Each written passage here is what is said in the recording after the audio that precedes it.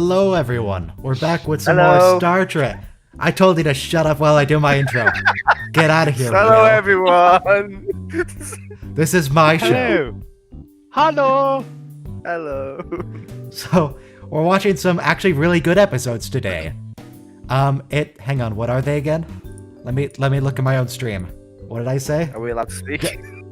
Yeah, you can speak now. Devil's Due, Clues, and First Contact. All excellent. First Contact, the episode, not the movie. Not the movie. But after Needlessly this, we're confusing. gonna watch the movie. No, we're not. Instead of Threshold, we're watching the movie. God, you are so Oh, no unhelpful. threshold. I'm gone. Yo, on an actual starship, this would be called mutiny. He's going So- to have all those executed. If you would direct your attention to the stream, I'm making a straw poll that tomorrow's going to be a Valentine's Day stream instead of like just watch 3DS9 episodes. So far I have two episodes picked out, Sub Rosa and Someone to Watch Over Me. And I'm considering these ones. And ideally I want some more. Like I'm considering like Rajin, which is kind of romance themed. I don't know about Bound. Bound is the one with Orions. Another one in TNG that I'm thinking of is Lessons. I only want one episode from each series. Oh, okay. So TNG and Voyager are taken. Is Rajin the one where he gets pregnant? No, No. that's unexpected. Rajin is the one with the character called Rajin, who she goes and like gets bioscans of the crew by seducing them, like scanning their body with her hands. Yeah, I wouldn't even consider that romantic. That episode's just Rick Berman horny. Yeah. Oh, That's most of it. That definition of romantic, we could put in that telepath that kidnaps Hoshi for a whole episode or two. Oh God, that's That's kind if of we're doing romance Sub Rosa, themed. I suppose. I mean, he had romantic intentions. Yeah. Yes, he Are did. you saying that Sub Rosa significantly lowers the bar? For Yes. the other ones? So therefore, they don't have to try as hard. I would watch I mean, the Sub Rosa's Enterprise one before. extremely rapey.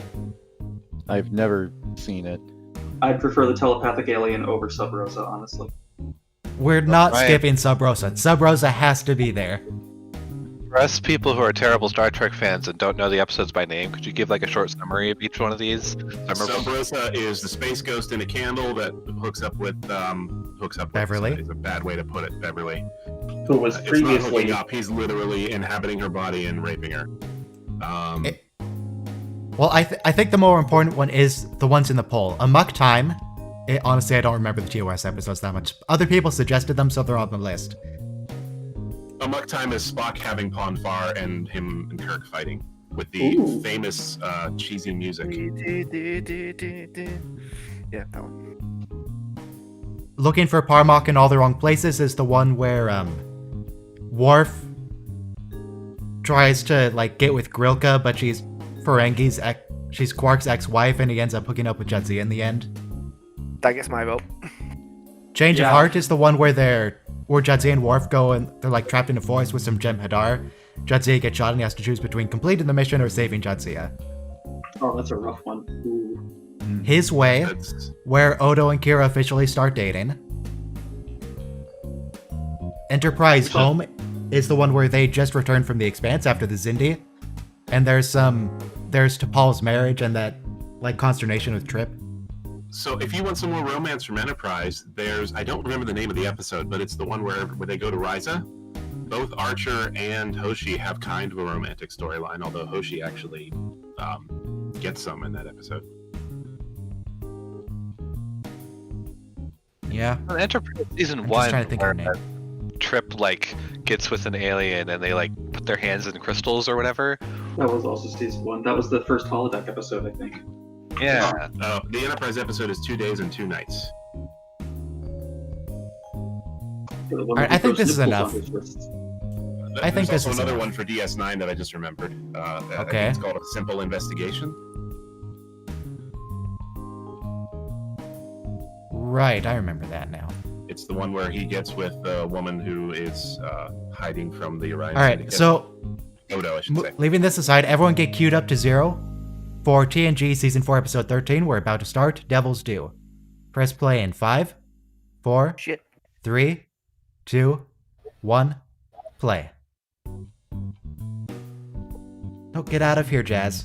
God, I set it to loop and now it's looping during the episode. Get out of here. There we go. Are those your cats? The Jazz? No.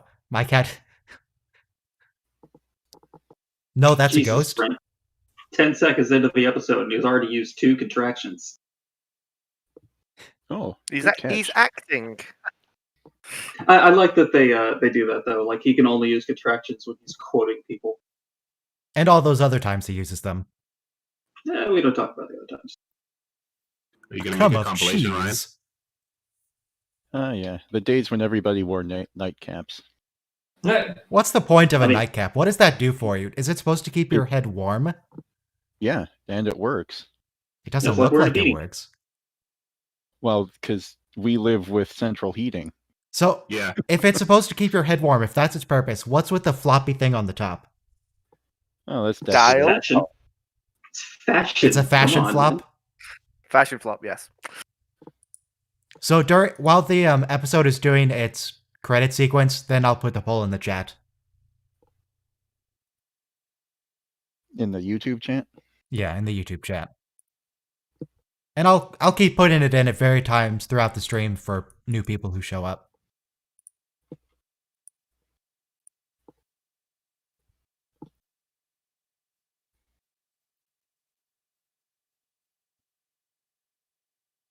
And So this is the only time we're gonna get never heard of. A Christmas Carol with Patrick Stewart, because the actual movie A Christmas Carol with Patrick Stewart is not really available to easily stream. This is But what you we said got. not very good, and I was going to slap you because I like that. I still haven't seen it. I really want to see it. But I have to pay like $2 to see it? Ridiculous.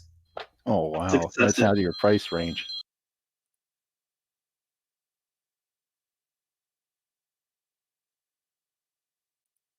I like that nobody gives a second thought to people walking down the hallways like this.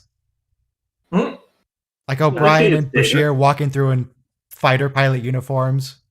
People walking on I mean, old on Victorian DS9, stuff. that makes sense because, like, you've got literally a whole bunch of different kinds of species walking through there at any given time with something strange on.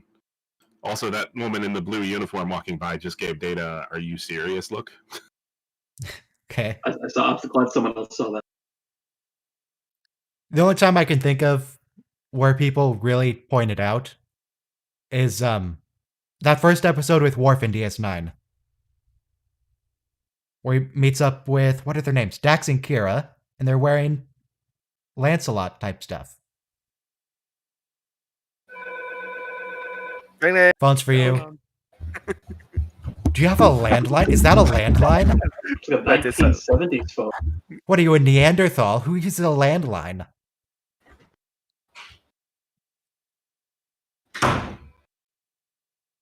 This is the exact same voice effect they use Supposed to be on Valentine's. like Star Wars. So yeah, if you So start that- sounding like this in Discord, I'm gonna have to mute you temporarily till that gets fixed. So this guy's using a landline as well. Going to an end tomorrow. Oh no. Dun dun dun. All right, the poll is in the YouTube chat. Let's go. Hope I accidentally paused. I'll resync myself. I And don't you can see vote it. for multiple There it is. things. You can vote for multiple options. Because I Look, value this your side of the head, opinion. I see. Can I vote for the same one 10 times so it wins? No. Oh, Jesus Christ. Wow. Okay. That See, that's sort of what I'm talking about with if you start sounding like that guy on Ventax 3, you're gonna need to get muted. That was rough. That was intense.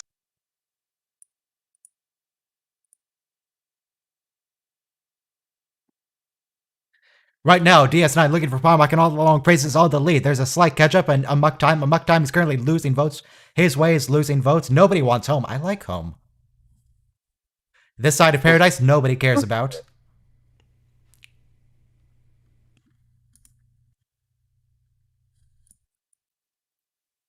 So yeah, we'll put that in the chat for people who show up later, and we'll keep it going. And we'll get the results at the end of the stream. It should be good. Though, I need this to be ranked choice voting, by the way. I don't have a ranked choice voting thing. See a heavy work bias here. And Letting you vote for multiple options is the best I can do. approval voting is alright.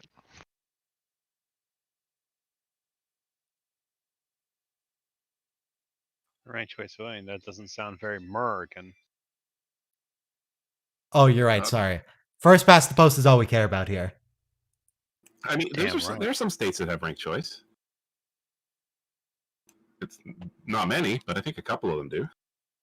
So, Ventax 3 guy, I can't tell if he's wearing old person makeup or not. He's not. He's an old guy. He's actually been on TNG before. He was in season 1. I mean, I know the actor is old, but he looks older than he should. If that makes sense. I think they call that really old. Oh, okay. As at the opening shot here of this scene, we got to see a rare shot of what the repeater display or control looks like on the armrest. In Oh my practical god, that cups, really does look like makeup.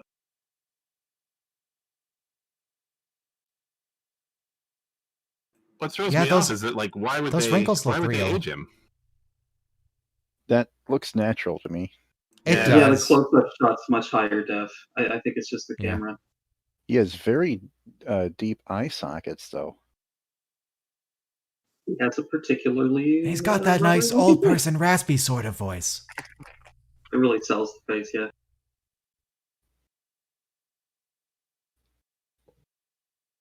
Oh, I bet that went well. First You can contact see with the him Klingons. actively like take a deep breath and adjust it. Oh boy, that must have. That was a rough 30 years.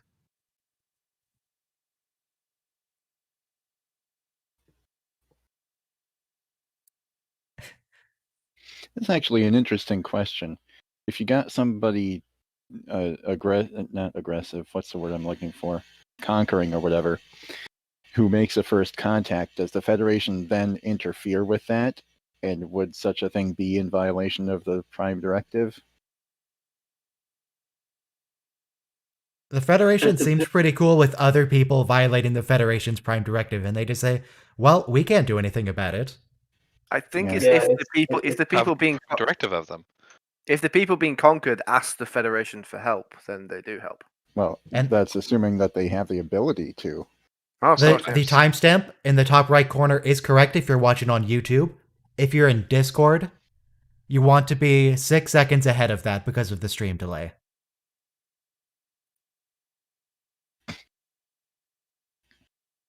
He's wearing a look at the, workout suit. I mean, that's So typical onesie. civilian clothing. It's pink and gray. It looks Those like pants it's don't made look of, very like, comfortable. quilted blankets sewn together. Yeah.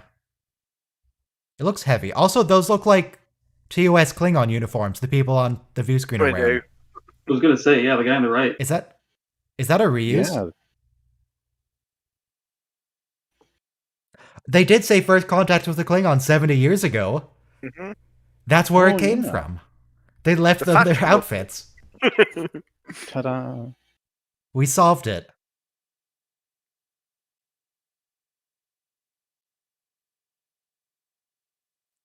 He's been in other things. Who is that guy? If you're looking at the time remaining, which I think Netflix shows, the time remaining is 36:17, 36:16, 15, 14,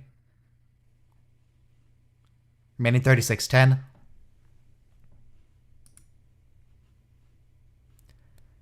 Yeah, people really like predicting Doomsday. It never has quite worked out, but they keep trying. As the people of Ventax 3 are about to discover, it doesn't really work. Convenient that one planet has one theology. Yeah, well, it's like Star Wars. They homogenize every planet in the writing. Yeah, humanity's the only species apparently in the universe that has a multicultural culture. See, there's the multicultural culture.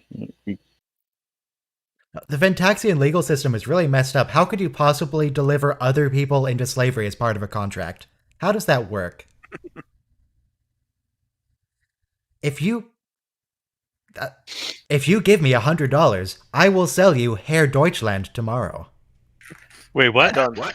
It feels like you're not allowed to do that. I mean, do I at least get half? Shut up, slave.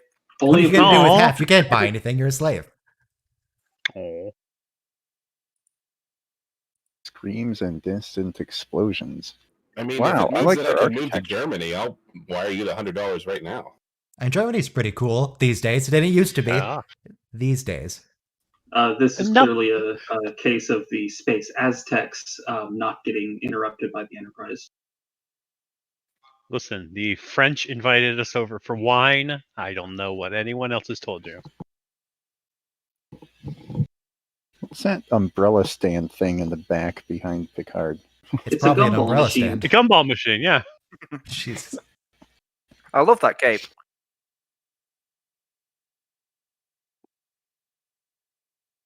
And there she is. Not yet. Oh, I'm too far ahead. Where are you? I'm currently at 1134, 1135, 1136. Yeah, a bit too far ahead. My bad. There she is. I swear to God, her necklace looked like that S you draw with the 6 lines. Okay. Ardra was doing it before it was cool. Man, why is everything on fire? Why are people setting fires to their own homes? I mean, it could just be like the earthquakes breaking Huge things. insurance scam. I She's guess. causing earthquakes. Man, Ardra is gonna have so much liability in this. She's gonna have to pay so much money to reimburse that. Yeah, No, I- enslavement feels like a punishment, Ardra. How come she? So these native people here, they're human, right? No. No. They just No. look No. exactly like humans. Space Okay. Convenient. Aztecs. You saw Well, the pyramid, Ardra space Aztecs. here does not look like they do. It's called We Didn't Have the Budget. I think they straight up said that like she was their first contact. So like they know that she's an alien.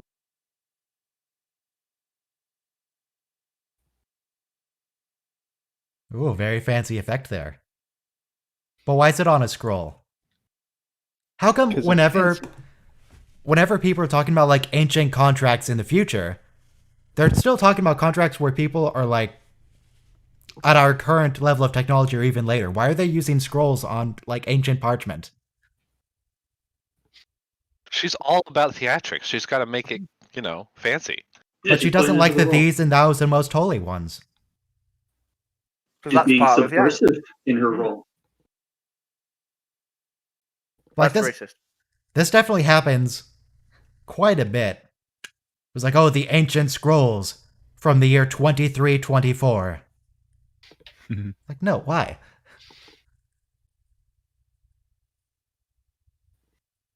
Oh, hey, And Feklar. I know Feklar. Oh, geez. Feklar needs some dental work. Looks like he has very healthy gums, though. A nice healthy shade of pink. Good for Just you, drool Feklar. all over Becklar's chest hair. Oh,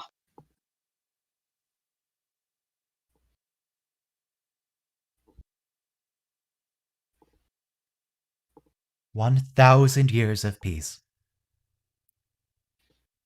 Maybe we could do with an Ardra. Only future generations got to worry about it. Fuck them. And they're already screwed over, so hey, might as well. I wonder if this was inspired by any story like The Devil and Daniel Webster. What's that story? Well, to be honest, I've never read it, but it's a short story where I believe it takes place in either the 1700s or 1800s in America. And there's this lawyer named Daniel Webster who has to try to get either himself or somebody else out of a deal that they made with the devil in court. Susie, why is this an ancient scroll? Why are there chains? Because it's been 1,000 years. Hmm. But 1,000 years, they were still like at our or greater level of technology. Well, yeah, but we still use paper to sign stuff. We don't Maybe use we scrolls do. and chains, and we don't put the scrolls in the dungeon. Maybe we should. We thought about that. So you don't put the scrolls in the dungeon, but I mean, if we're not going to put the scrolls in the dungeon, what are we going to put in the dungeon? That's what Exactly. we're for. Like, couldn't they install Very some important LEDs to have. instead of the ancient chandelier and wax candles? Come on. Give us a light bulb.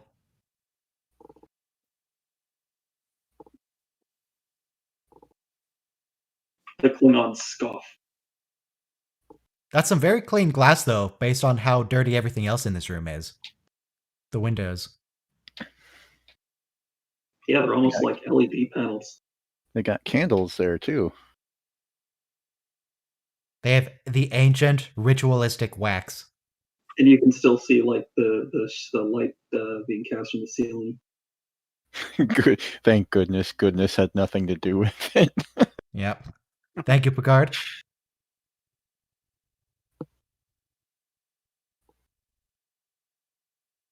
See, those are some just regular books there.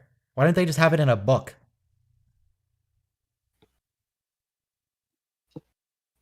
I mean, if the Ventaxians have computer technology, why isn't it in a computer somewhere? It should be. It should So be what if public they were domain. like- Anyone can access the contract of Ardra. What if they were like Mentakan level technology, and then because Ardra gave them 1,000 years of peace, they were able to advance really quickly? So it's really actually just an old scroll. Yeah, it's the original one. Well, it's the opposite. They were very technologically advanced, and then Ardra showed up, and then they reverted to agrarian. Ooh, oh, I missed that bit. Ooh, this is a strange story then, yeah.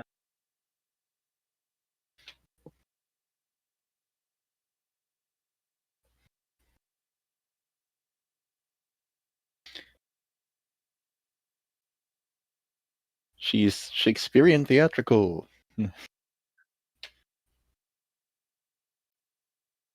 Yeah, they really should not be impressed by anything Ardra is doing.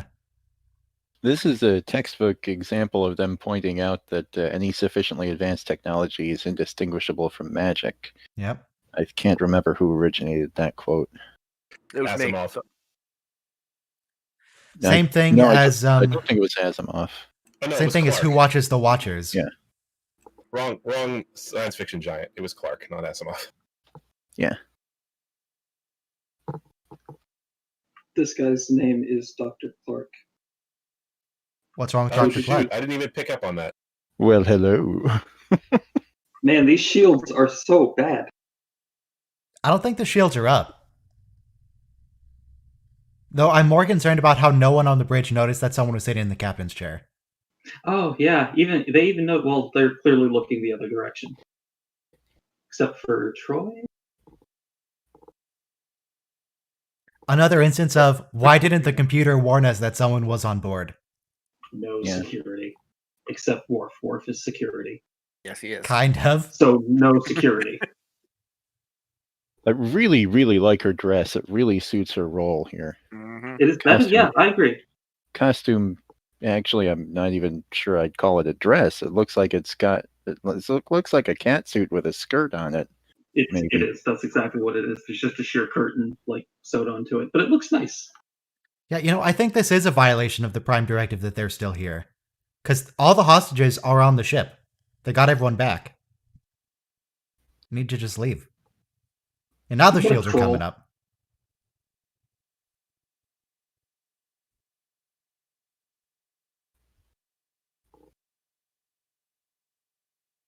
Everyone is just like, Q bothers us every other week. What do you? Hey, good afternoon, guys. Hi, Hello. Fiddle. Hey. So, I was reading in the Amazon trivia, which we established early on that it's not credible. Yeah. That this episode was from Star Trek Phase 2, which later became, I think, the animated series or something. But Okay. it was one of the plots that wasn't used. Well, I mean, actually, it was supposed to be live action, like a successor. I think it had Spock in it too, or at least a Vulcan science officer. So it was like in the 70s. Actually, the pilot for Phase 2 became the motion picture. But so this plot was like really old Trek, which is like really interesting because it's very fascinating. So, unrelated point. What if someone shot Ardra from behind when she wasn't able to react? Well, then they would have shot What if we that just Asian stunned it? dude who was apparently just being mind controlled. Or he was like transported somewhere else and held in stasis for a minute? I was gonna say like he had no idea what's going on, but Stasis could do it. Yeah. Ensign Anonymous. I just created a name for that guy. God bless Okay. Ensign Anonymous.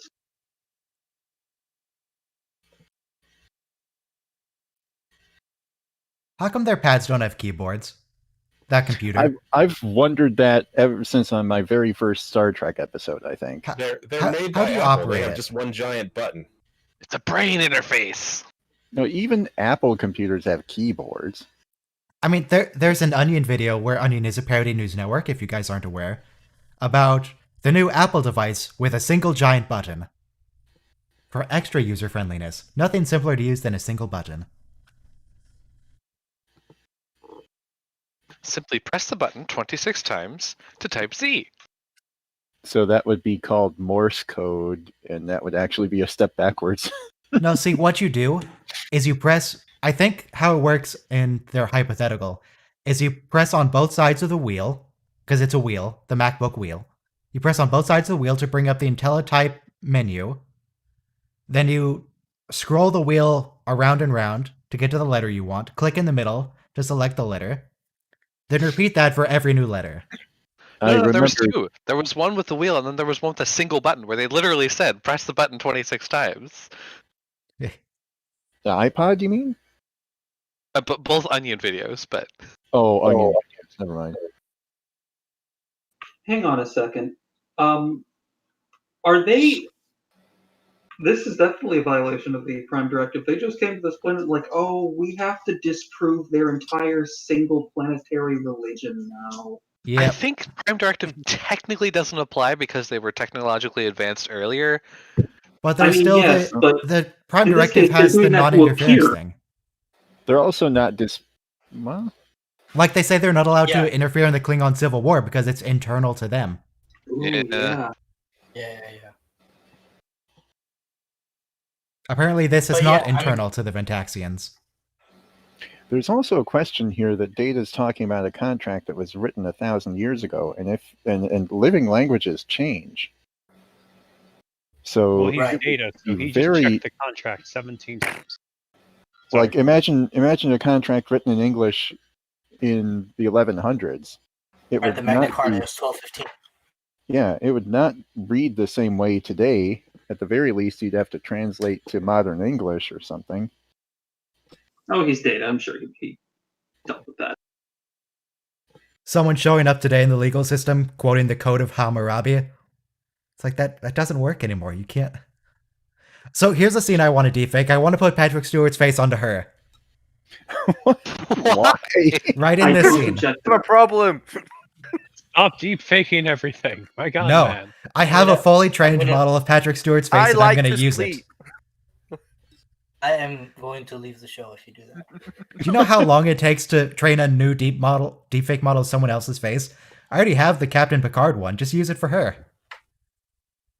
This is her hair is entirely different. It's very 80s poofy now too. So is her costume. What is she? What is that? I don't It's know, but I amazing want as It's well. to. It's very good. flowy. It's very I breezy. want to know where she got it. Do you Now, wanna what wear is it on Captain Picard wearing? Well, he's wearing 'Cause his his usual isn't sexy really- man. His I usual don't know if- sexy man pajamas. Yeah. Okay, now she's Actually- Victorian era, I guess. Looks like it was his pajamas, because that's what Captain Picard always wears. And good afternoon, Ryan. Simon meeting. It doesn't look comfortable, though. It doesn't look comfortable.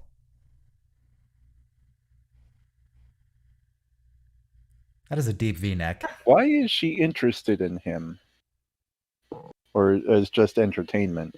Because he's the only one that sees through her I BS. think they just have to really convey that he's like in his intimate setting. Like, and this is why this scene's even more awkward. He's like teleported to the lab. So it's the toga V-neck. Especially not in your gym jams. Now, if he just wore normal pajamas to bed, this wouldn't be an issue. See, now this These time, are not normal pajamas. This is something that he would wear, like if he were to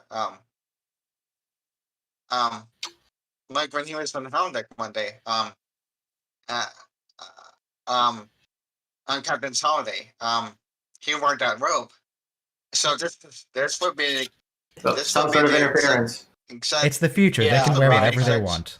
This would be the Relaxation. exact same robe that he would wear if he would when he would be going out on the holodeck for his vacation.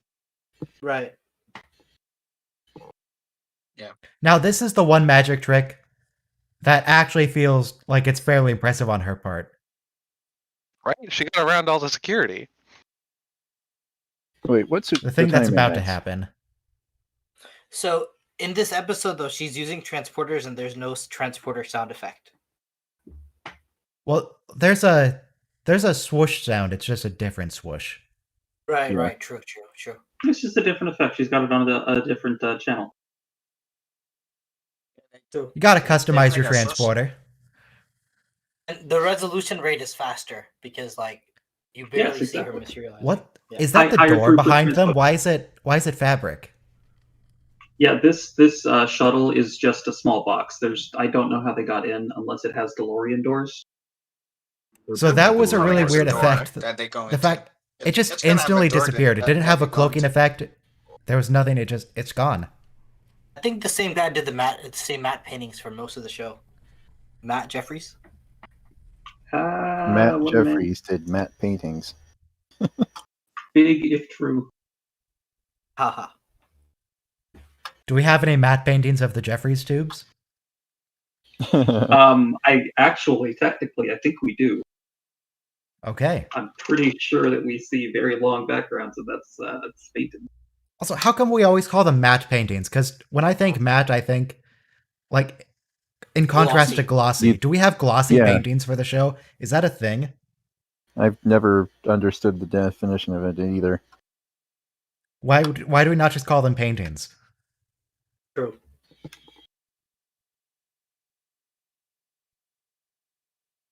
I guess Patrick Stewart is a living actor. It's like, yes, we can tell.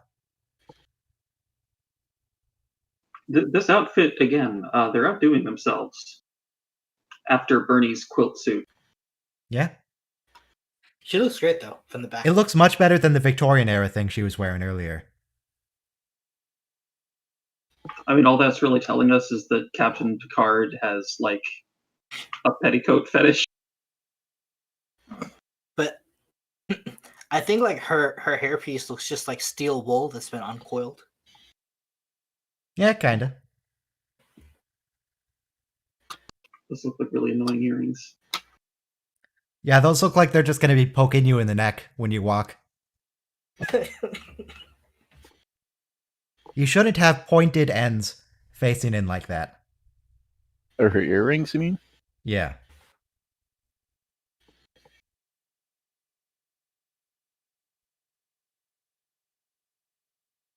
Yeah, Picard knows what's going on here. She just wants the money. That's all she cares about.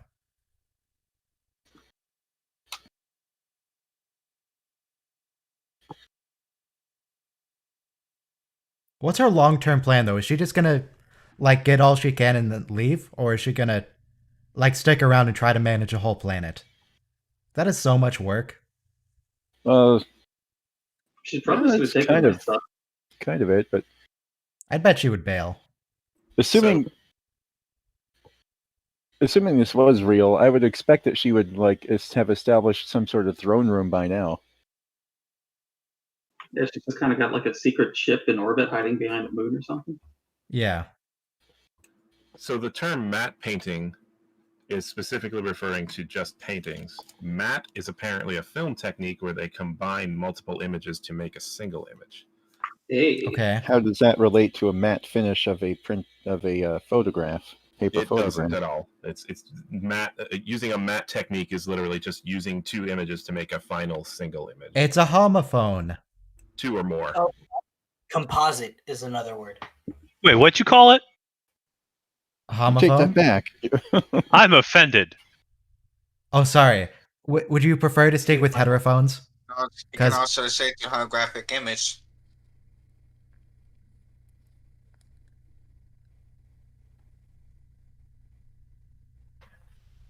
We get a courtroom. We love the courtroom episodes. Courtroom episodes are the best ones. Yeah, they are. We get the Picard rhetoric in the courtroom episodes. So according to the Wikipedia article I'm looking at, compositing is a specific type of matting. It is not just... Thank you. Yeah, I used to play around with Adobe Premiere like 10 years ago, and there was like a composite setting. Like, it would be green screen or composite. So anyway, it's all like kind of related. You know, it's interesting at the start of the episode that they went with A Christmas Carol, because in The Christmas Carol, it actually is a ghost, as far as I'm aware. No, yeah. Where it seems like the theme they're trying to go for with matching those is things aren't always as they appear. Like, you may be a crumb of cheese or a drop of mustard, undigested potato. That's what. No, it's actually just a real ghost. Captain Picard should just call her a drop of mustard. Name call her that.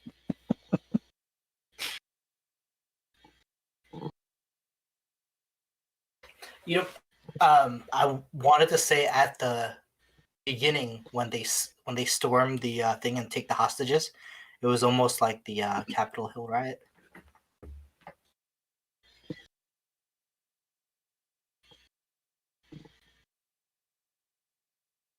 What is this room? This looks like a hub that leads to other rooms, not actual court. Well, Data, I think, is sitting where she stood when she first appeared. Yeah. So they brought in a desk?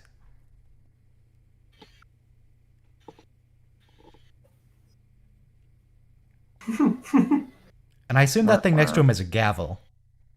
A space That's a gavel. really nice stained glass window that they have. Show there. They love their stained glass. They had some in the dungeon as well.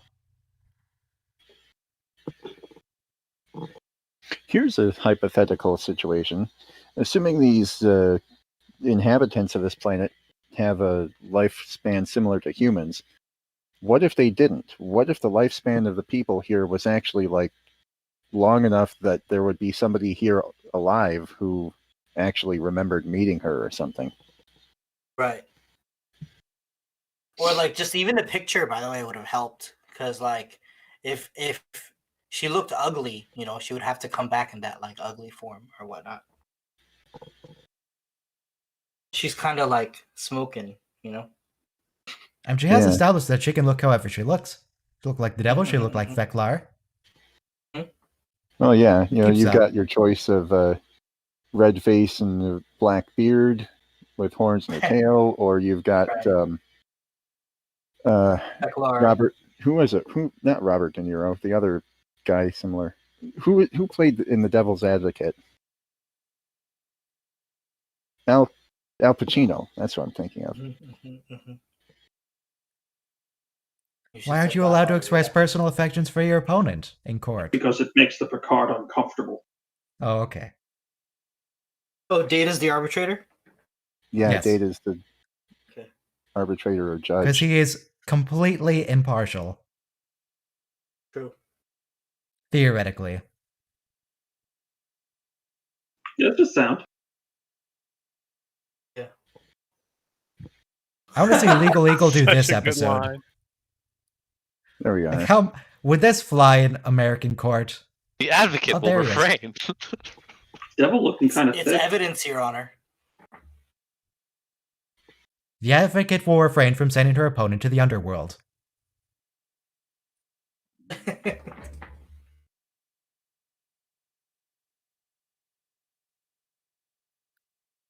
Yeah, the bailiff should really tackle Ardra here. Not allowed to do that. And the bailiff tackles everybody. The answer is yes, because he has technologies to do all of the things she just did. Yeah, we Well, went no, over not this until- like not 20 until he minutes asked ago. Jordy for it. Exactly. Yeah.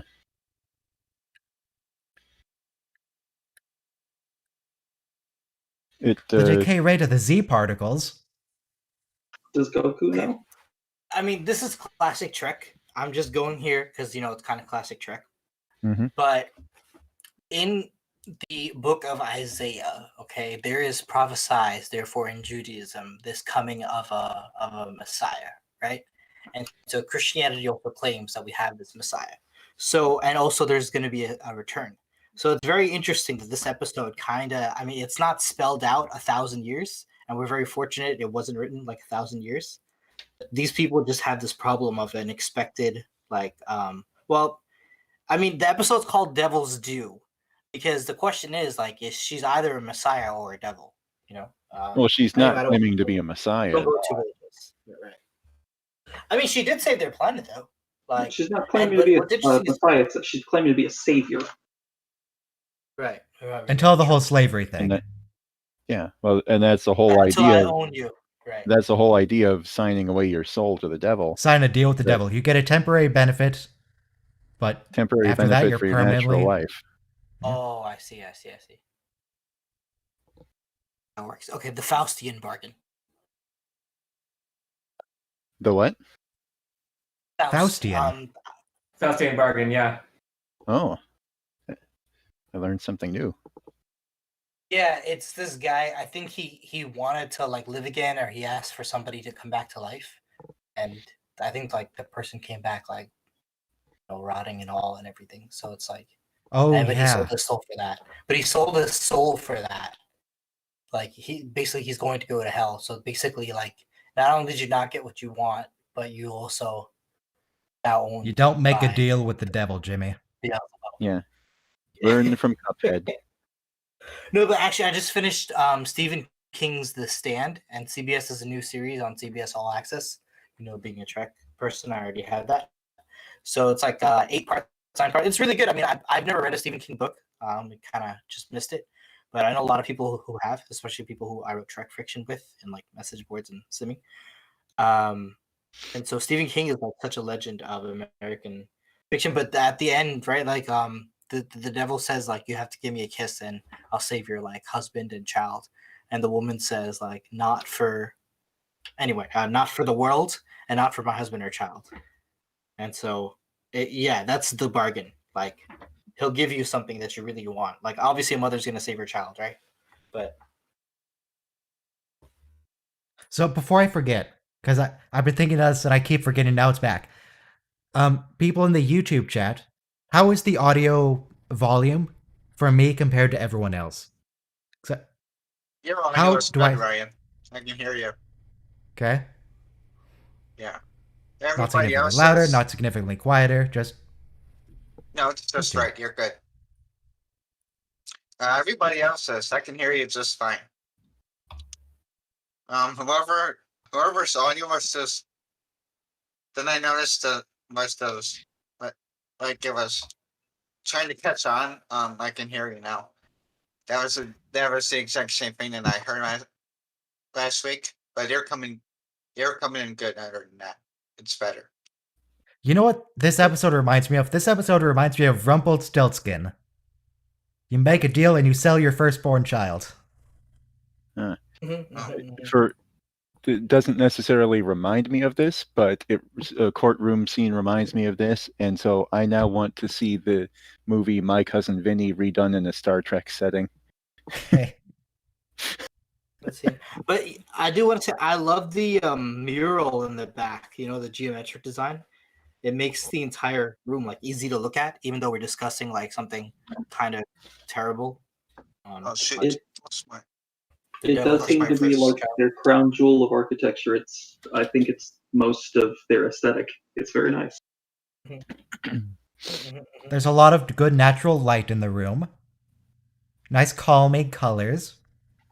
Nice design on the window. Nice clean Actually, geometric I just angles learned there's a It's YouTube clean channel but where not this guy sterile. mixes paint on YouTube, and he got fired from like Sherwin Williams for doing it on air, but he started his own paint company. So he says pink is used by many mental institutions and jails to calm down the prisoners because it has a palliative effect. Oh, hang on. I just got Philips Hue lights. Let me change my color to pink. Let's see.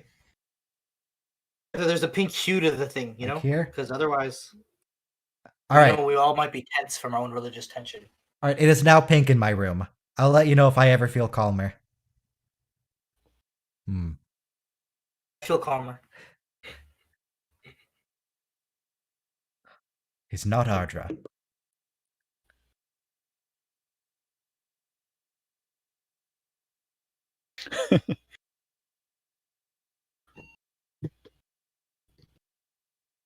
What do you mean objection? You did the same thing.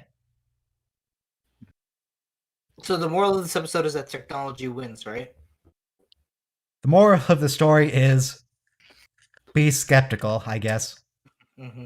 Don't just even whether it's religion or just like random people off the street coming just like, hey, you want to buy something?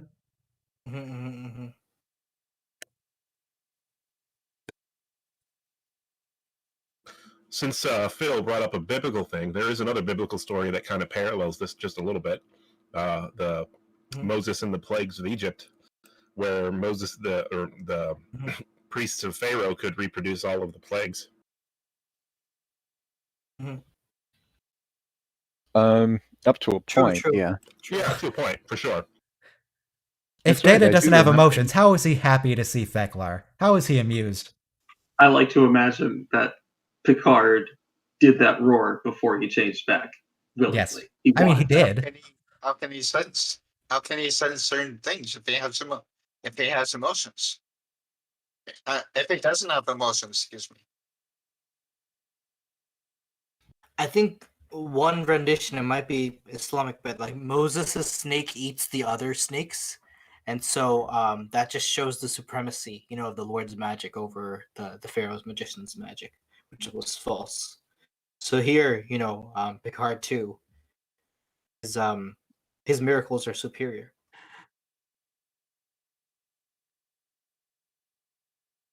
Okay, I but don't why know it snakes well. though?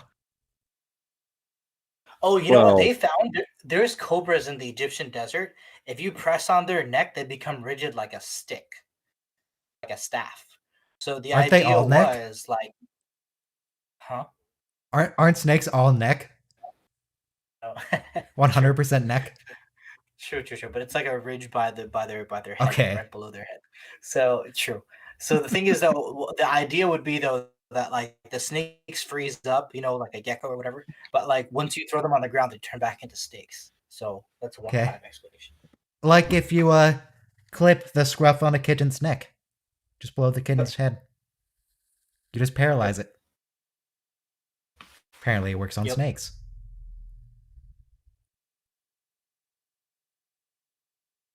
Well, it's a good thing that the entire culture has agreed to arrest God. Just like that, they're all on board. There's another story in the Bible of I don't know it well, but there's a Jewish man in the Old Testament, and he like has a relationship with this pagan woman, and then she says, "Well, our gods are true and yours is false," and then she tries to have this contest between Yahweh and Baal. Is that the bowl in the fire? I don't know it, so I cannot say. There was some contest Yeah, where the later Elijah prophet, right? That's where each of them sacrificing. I was like, if my God is real, then this thing will catch fire. And if my God is real, this thing will catch fire. And just, well, given that it was in the Bible, you can guess who won. Yahweh Yahweh. or Captain Picard. The Zeus one. Is it still heresy to say Jehovah, or is that cool these days? Well, not like I use an actual proper noun for God, but I just like Yeah. Jehovah just because of Indiana Jones and the Last Crusade, Okay. where it's Yeah, supposed no, to be some people spelled with say- an I. That's the unutterable name, though, in Judaism. Like, you can't say the name. It's still I heresy? don't know if that's a Christian thing. I don't know if that's a Christian thing, but it's certainly a Jewish thing. Okay. So, thanks for telling us you're Jewish, Ryan. Nah, Christians don't give a shit about any of that. So, Yeah. hang on, what was I raised as? Some kind of Christian. I don't know what denomination. There's a Next couple up, of it's close. Hang on, let me look up my church to figure out what their deal is. The church I used to just go to. want to weigh in as, I guess, a Reform Jew. I've never been told that there's a word that I can't use to describe God. I've only ever heard him described as Yahweh in that text context, though. Let's I've see. always I never heard, heard you know, that like that. do not use God's name in vain. So you're not allowed to like swear with it, but you can like talk about it. Okay. I might have misheard because I heard that like I thought I heard someone, I think second. Yeah, Fiddle no, said that. thanks. But I had public school teachers I can't who swear. pretty sure. True. I can't. It- Your audio is very, very sketchy. Whose? Whoever was talking about public school teacher. Sounds let okay to try me. fix. Yeah, Sounds same. okay on my end. Okay, let me try to speak a little closer. So, That's much better. Very clear. when we did lyrics for Looks like Amy. songs, you know, we can hear you, Kevin. So, the teacher, when they wrote God, they wrote G/D, G-D. So they wouldn't even write out. I've seen that. Yeah. Yeah. I have also seen that. Yeah. But anyway, you know, so it's just like you don't want to profane it, though. But yeah, obviously, I mean, if now when Orthodox Jews read the Torah, instead of reading Yahweh, they'll read Adonai, which means my Lord, and I think it's even Greek. It's not even Hebrew. So it's interesting. So like, but they skip over the name because it's called the ineffable name. Like in other words, you can't even put God into an image or a concept, so you can't even say the name. Okay, so whatever you do, don't say the G word, otherwise you'll go to HE double hockey sticks. Oh no. So apparently the church that or the larger congregation or the larger denomination that my church I used to go to belongs to is officially called Radical Pietistic. Radical Pietistic. It didn't seem that radical. It mostly just seemed like, hey, it's chill, don't worry about it, just be nice to people. But apparently that's radical. About to say, were they super awesome or something? Well, maybe it's not No. radical. Maybe it's radical. Yeah, say exactly. Evangelical Christian. I don't. So they used to be Lutheran. So it comes from Germany. And it's called a religion of the heart, ethical purity and inward devotion, charity, asceticism, and mysticism. Wow, this is the Do they have- subscribe to. Hey, Did they have do you want us to strength put a of the timer, heart? by the way? So yeah, you just have to have faith of the heart. Going where the heart will take you. No wonder you love Enterprise so much. So yeah, it seems like the larger church. I don't know why it's called radical, but it seems mostly about it's chill, just relax. It's cool, man. According to Wikipedia, yeah, they are a breakaway from Hey, Lutheranism. You're freaking unmuted. But yeah, these days I'm nothing. I ain't been religious since middle school. Is when I broke away. So I would have guessed you were mainline Presbyterian or something, because you just seem very American. well, I am Episcopalian. American. Ugh. I don't know what to say. I never really took church that seriously, so I didn't really take the teachings to heart. It was mostly about how Jesus is awesome. It's like, yeah, I get it. Could we talk about literally anything else other than Jesus? It's always Jesus, Jesus, Jesus. You think there's a religion around the man or something. Yeah. Our Lord. All right. So next Um, episode is Clues, 1 minute countdown. Starting now. Just trying to learn more about my church. What? I think it was Carl Sagan who said it, or any magic, any technology that is like not explained to people looks like magic, you know? And Yeah. what's interesting is like writing was originally like that when it was first invented. Like the fact that I could read you off a whole list perfectly and like you would, and I'm like, I don't have to worry about it. It'd be like, well, what kind of voodoo is that? That's an interesting thought. I've never thought of something as basic as writing as akin to magic. But when you put it that way, somebody who's never even considered or known the concept, it is amazing. I'm trying to remember the. Trying to remember 10 the woman seconds. who 10 the seconds. first. Oh, Press play in 5, 4, 3, 2, 1. Play. Continue.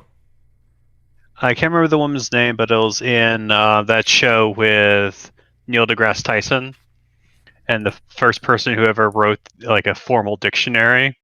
She was claimed to be a witch, or she was accused of being a witch because she was doing something mysterious in her house. Burn her. Well, was it Gregor Mendeleev who was the plant breeder? And the church Mendel. made him stop. Oh yes. Oh Gregor yeah. Mendel. Gregory I didn't Mandel. know- He was pretty cool. I didn't know that the church made him stop, but I learned this year, like during COVID, the past year, that John Calvin burned the guy at the stake who discovered pulmonary circulation, which is how the heart pumps blood throughout the body. And that's like the greatest discovery probably in all of human history, because we just had no idea like how all the veins and capillaries work. And it's terrible because he's like a reformer and he's very well celebrated. The Protestant thing. He's like the king after Luther in Reformed thought. But and you know, sad thing is pulmonary circulation is not even a heresy. Well, yeah. There's also the trial of Galileo, where he was the first person, because he had a telescope, which was an advancement over Copernicus. Copernicus just figured out theoretically with math that the Earth goes around the sun instead of vice versa. But Galileo was the first person who had a telescope who could actually verify that by sight. And then the Pope saw put the him on moon trial. and Jupiter after inventing the telescope. Is Guinan here implying that she's a prostitute here to service dicks? Well, secretary certainly is. Because when she like snapped her garter, she was like, "What am I supposed to do with these?" It's like, what do you mean? No, she said it took a long time to figure out what she was supposed to do with those. She didn't know how to put them on. That's all I assumed that ever meant. Oh, okay. I must have missed the first half of that sentence because I've been reading about the church more. Yeah, forgot that we were watching Star Trek. The church officially seems to be in the position where it's all about faith. It's none of it's good works officially to get into heaven. That's their thing. I like that. I'm not super keen on it. I think good works would be. I mean, if I believed in a god, I would want it to be a god who values good works. That seems important to me. Yeah. Well, there's the faith aspect, and then there's the good works aspect, meaning the gift to you is the gift of life, and the gift that you give back to God is what you do with it, and it's supposed to benefit other people. This so holodeck episode here. This makes me think of wanting to go LARPing. What they didn't need, but this episode, like I've said this before, is when I was 14, 7th grade, 14, got me hooked on TNG because of the whole mystery. It's such a well-written mystery, probably the best in the whole series, as far as mysteries go. But I forgot the holodeck need for this, but didn't really need to include it, but it's cool they did. We got shot to death by big band music. They do that. They do that a lot. Oh, you know why? Because I remember when I first watched it, Well, I opened it late, and then I just tuned into this, and I was like, I guess Star Trek isn't on tonight. Because I was like, what is going on here? Wait a minute, that's Yeah. the same guy. He's wearing a fedora. Star Trek not so long ago, and it was the next generation. I do like how in Star Trek, or at least TNG, the cold open is always thematically relevant to the main story, even if it's not, like, the story itself isn't relevant. It's the theme. This is about mystery, and the rest of the episode's going to be a different mystery. The last episode was about, like, not trusting your senses and not trusting what you being, questioning things. And that was the whole episode. That's a good one. I've been trying to solve the mystery of Data's phone call here. Thank you, Mr. Data. You wouldn't want to break immersion. But that's like the biggest letdown ever, like I'll take the call. And then it's He's in a Riker pose. He is. He is in a Riker He's pose. really learning from the commander. Thank you, Mr. Data. A non-sarcastic thank you, Mr. Data. I was going to say that might be the first one. Sure, yes or no? Why a record? Why a record's gone at least?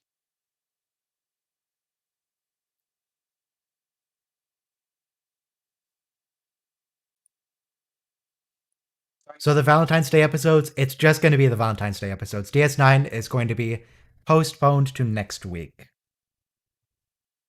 I guess technically tomorrow is next week, but you know what I mean.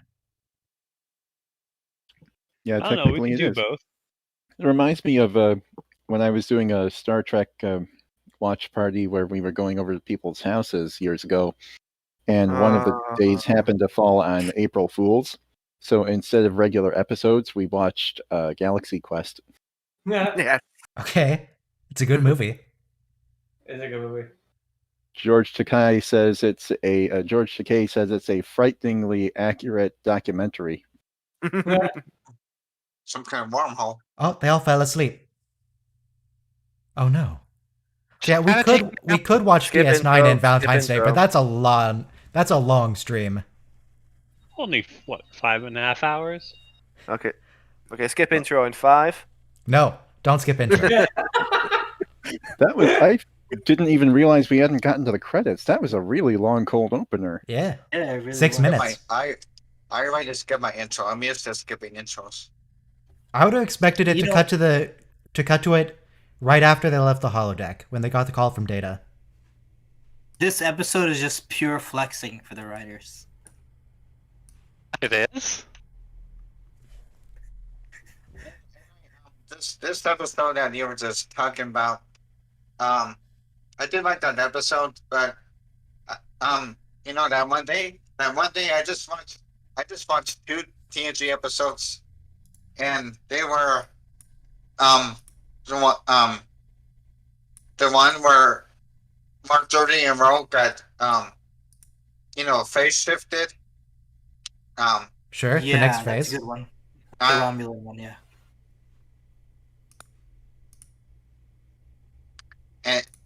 And then they were able to their molecules were able to get they were able to get metabolized, if that's the right word to say. And also the other episode I watched was the one where they got I can't remember now. Let us know if you do. It's similar to the one where I guess you just went through a Jordy and Ro wormhole got. yourself. It's similar. It's similar to the one where Jordy and Ro got. Phase. Oh, look at phased. look at Worf in the background. He's nursing his wrist. That's going to come into play later. Oh, yeah. Good observation. Yeah. Just while he's on the camera. Also, completely unrelated note, I got an email today saying the IRS rejected my tax return. How dare they? And then I looked Uh-oh. looked into it, and apparently it's because I tried to pay them too early. They want me to pay them later. It's What? like, why is that an issue? Just Yeah, tell them you grew up a radical pietistic church. Sure. in my church, we pay our debts on time. So fine, I'll Reminds me reschedule of my some- payment for next month. Jeez. Also, the other episode I watched was Cause and Effect. Ah, so good. Great one. Yeah, where They there's a keep getting repeated destroyed. time loop. That's a good one too. Yes. Yeah. That's the other one I was. That's the other one I was thinking. I have to get my memory to get. And Nope, face for palm. some treachery, that ship at the end is not Miranda class. Bozeman. It's not Miranda class, even It's though it not? should be Miranda class. It is. Officially, Bozeman. it's Soyuz, even though it looks exactly the same. Oh, it is. Yeah, Soyuz is modified Miranda class. Yeah. I think just the nacelles are down instead of up.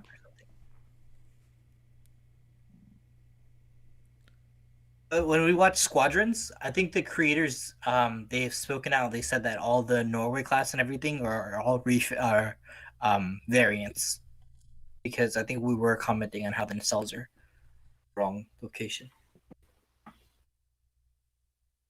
Right, and end up being a Norway class technically, which is the same as the other class, but the nacelles are upside down.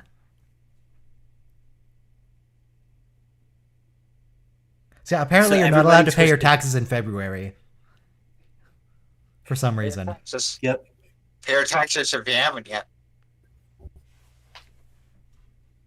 So Miles O'Brien is trying to start gardening.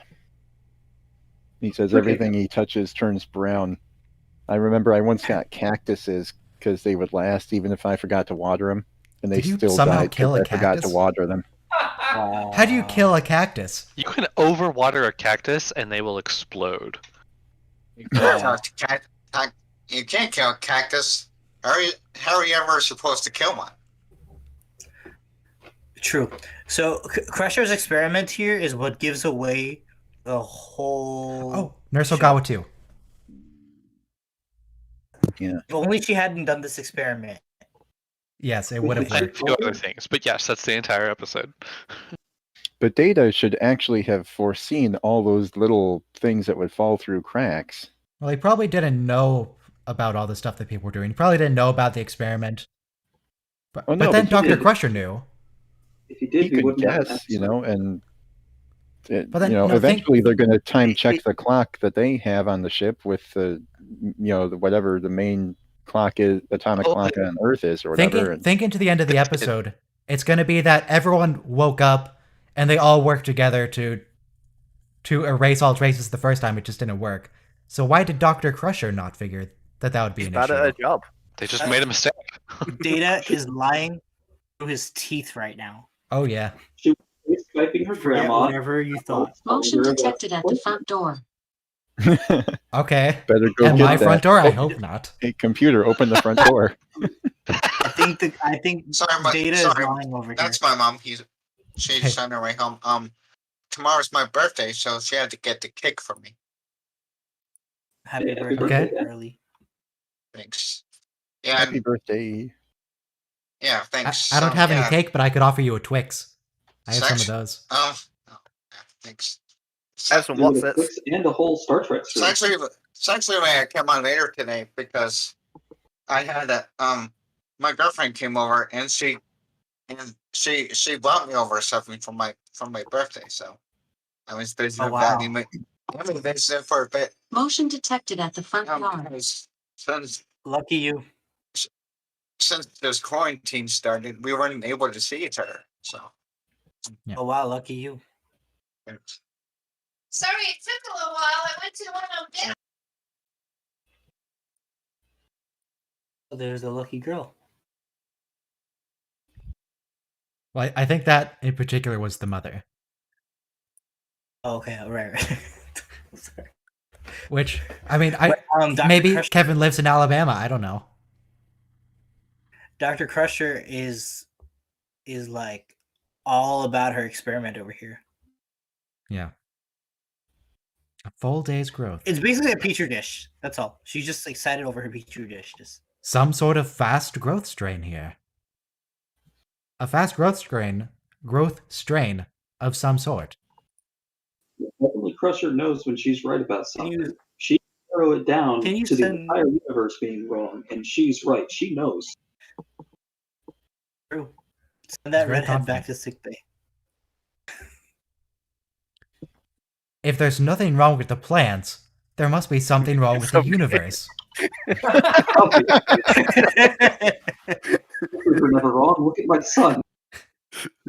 She is not fond No, of the it's universe. science, guys. It's clear science. Okay, like I mean, she. By the way, it's the silliest experiment though. It's just pink petri dish. And No, you but gotta like, learn look. about the moss. It's important moss. You ever know you're right about something? Yeah. She knows. Look, she is so serious about Yeah. it. She is still looking at them. She turned Look at her chair and has not broken eye contact. If she looks at him, she's gonna punch him. No, thinking. and, like She's the like, oh, pink God. moss is accusing Data right now. The way the shot is framed. Yeah, Dr. Crusher looks very unimpressed when she's looking at Data.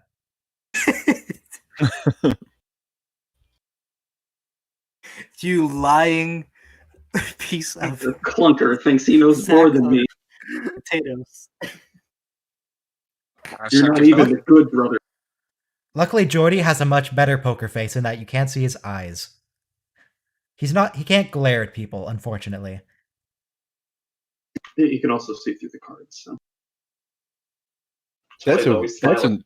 that's a strange thing to think about. Does Jordy have a natural advantage in that respect when they play poker? I believe he follows the Spider-Man policy where he True. just doesn't use it while I he's think- playing poker. It's like Bashir. So you gotta let him win sometimes. Do you think Mandalorians play poker in that the Children of the Watch? Like, if I don't the know, is gambling Mandalorian the played way? poker, how would that work? I don't know if gambling is the way, Ryan. I'm not sure. Gambling isn't the way? If it's not the way, then this is just out, like from the beginning. It's okay, these days he can play poker. Mandalorian's about radical pietism. Sure. I mean, it's a very different kind of radical, I think. It was mostly a radical about xenophobia, but radical of some sort. This is I the still don't first know what time was we ever radical doubted about that Data, congregation. by the way. The lore hijack thing is like he was unconscious. It's like here we have, and you know he was taken over in the Naked now, but after all these seasons, we're like, honestly, I was ready to take Data apart when I first saw this episode, and I think Picard says the same. He says, "I'll take you apart piece by piece, just figure out what's wrong." Yeah, he doesn't want to, but if that's what you gotta do. He's in a corner. It's understandable. The way Though this that episode kind of feels like if one of your officers, say Commander Riker, started doing this kind of thing, would he say, Starfleet's gonna give you a lobotomy if you don't tell us the truth? Right. Like, can you do that? It doesn't feel right. Not quite the same. No, but it's true. It's like I'm gonna start, cutting up your nerve endings until you tell me the truth. You know, it's like I'm gonna get to the bottom of whatever your soul is.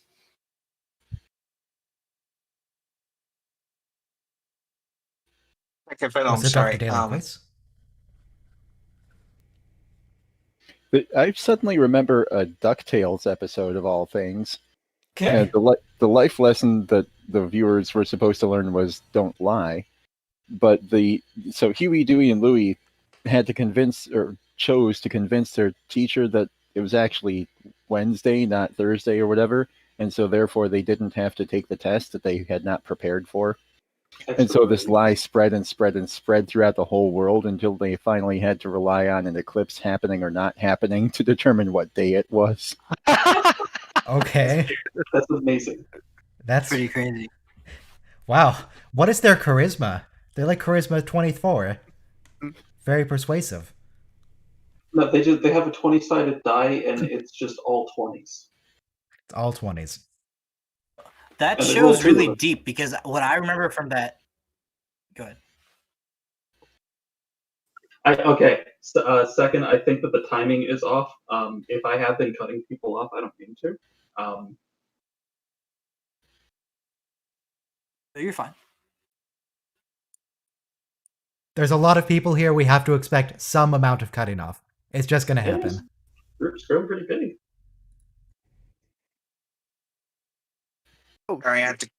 I had to go off mute for a minute. My mom just came back home with the cake, so Yep. But what Nice. kind of cake? it's triple chocolate from Okay. from Giant Eagle. It's a mint peptide, cellular peptide. With No, mint frosting. With mint frosting. Yeah, with mint no, frosting. no, it's triple chocolate. It has to. It's a chocolate cake with chocolate frosting, Okay. but it also has to. What?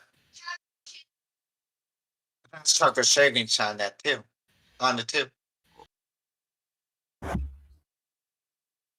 So. I Very was The nice. thinking about that confrontation. show. I remember from that show they have this machine that replicated money, and then money got to be so much it became like Weimar Germany, where like it was worthless, and like moms would tell their kids like, make sure you wipe your feet of coins before you step in the house. There's a DuckTales So, that episode about show- hyperinflation. Yes, that's what I'm saying. Wow. Okay. That was a great show. Maybe I should learn more about DuckTales, because I don't know nothing about it other than there's ducks in it. Woo! Lots of blinking lights in Data's head. Why does Data need so many LEDs in his head? What are those for? To impress the audience. It's Are those blinking even when the panel is on? Nope. Yes, because we see them blinking immediately when the panel is removed at least once. But the faster he's processing, the faster they blink. I guess they're diagnostic LEDs for Sung when he has to pry off Data's head. It's like one of those. Is the light on in the refrigerator when you open the door? Before you open the door. Yeah. Well, all you need is to make a video call to your friend's phone and put it in the fridge, and you can solve that question. Is it sad that I still find it fun to open the refrigerator and then push the little thing that turns the light off? No. Yeah, I still do that too. It's very important. It's a little moment of just You know, asserting in- yourself over the universe. In some earlier episodes, Data's hair pieces are kind of iffy, but at this point they got it down that it looks so great. You really believe there's like a robot underneath, and it's seamless too. They did a fantastic job this episode moving forward.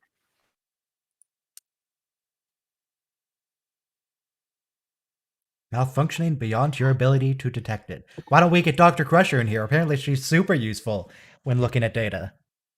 God, she's brought in all the bloody time. She's a doctor, not an engineer.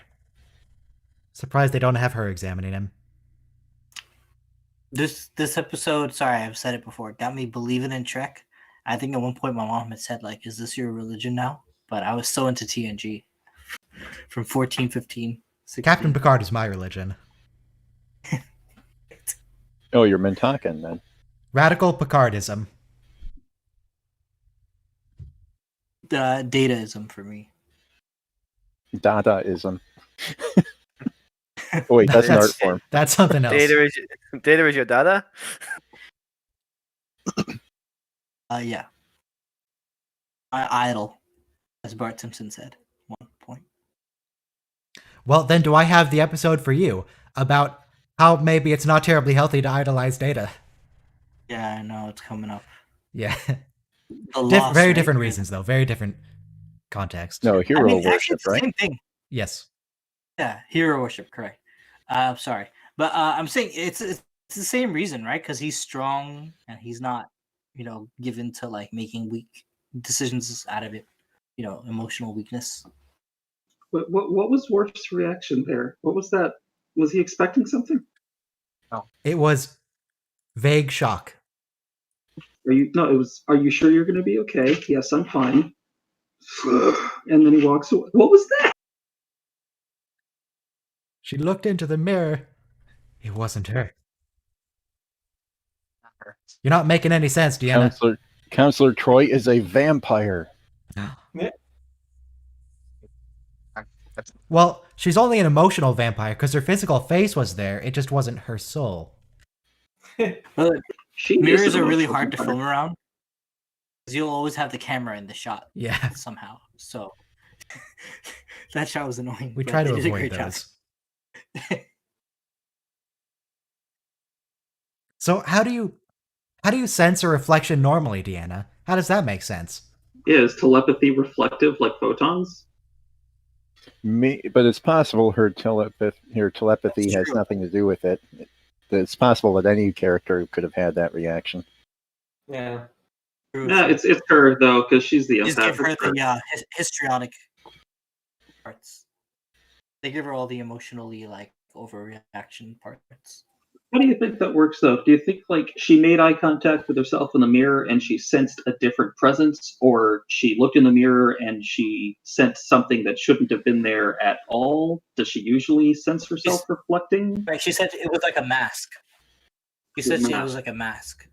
You ever go into the bathroom late at night and the light is so dim that you stare at your own reflection and it looks very creepy and spooky? Yeah. I mean, no, Maybe but it's I that know kind of that's thing. It's like the definition of horror is someone replacing all the items in your house with exact replicas. I think there's a That word gave me a for chill. that. But unfortunately, we don't have our psychologist here. The thing where you, not exactly the same, but like where you think all of your doctors and people you love have been replaced with replicas. Michael's here, right? No, that's DB is the psychologist. Oh, okay. I don't know what Michael does. He just watches Star Trek. Okay. What do you do, Michael? What do you do in your free time? Have any plans for tomorrow? What's going on? How do you feel? Okay, apparently he's left. Feels quiet.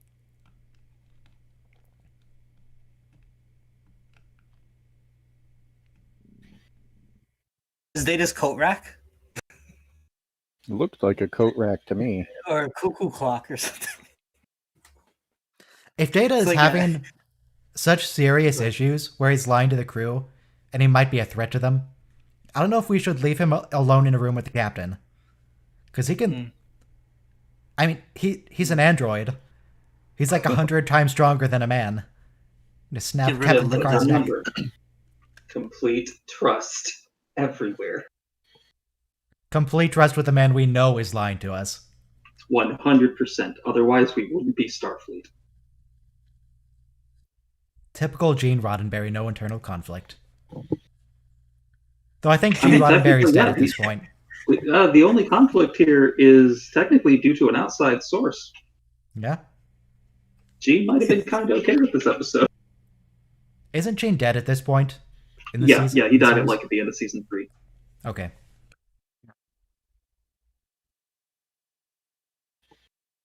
Yeah. Wait, this is Data's quarters. Why is he sitting behind the desk? Because he's the captain. It's shit. This is like your dad saying, you can't do that under my roof. You don't have a room. I have a room I'd let you use. It's like, come on, it usually man. happens off camera, but Picard will regularly just walk down the halls going, I own that. Falsifying? Okay, that's one issue. Interfering with investigation, that's 2. Disobeying a direct order, that's 3. How much more do we got? Only 3 core martial offenses, that's fine. He can deal with that. Oh, Gene doesn't die until season 5, you say? He leaves the show, though. I know, the last couple of years of his life weren't very hands-on with the show. Let me just check some information. So Gene died in October 1991. And Yeah, TNG season 5 started in September 1991. So yeah, he died at the start of season 5. Oh, so here they just canonized that they can reheal a broken bone in one day. Yep. As I we'll think they've bring done back that, in like- Deep Space Nine. Yeah, they've done that in a matter of minutes. It's odd that this wasn't done perfectly, though. That's the most surprising thing here. Now, at this point, is the common cold still completely cured, or is it back? Is there a resurgence?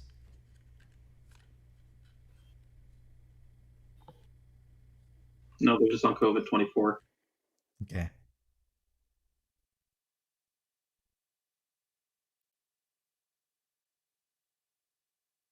Best interest of the Enterprise. See, everyone trusts Data, even when he's the bad guy. Yeah, they're still going like that. I mean, he wouldn't do anything to hurt us. Complete trust. Probably, except those times that he did. He had a good reason. Like that time he was possessed? Or the time later when he's going to be possessed again? When his father made him do it. He's honest. You know, he's honest. He has had a valid excuse every He's not single that time honest. he's done this. This is a whole episode of him lying. But with a valid excuse. I think it was the captain's order, technically. He would be disobeying a captain's direct order. Yeah. Yeah. Complete trust. He only lied because he loves you.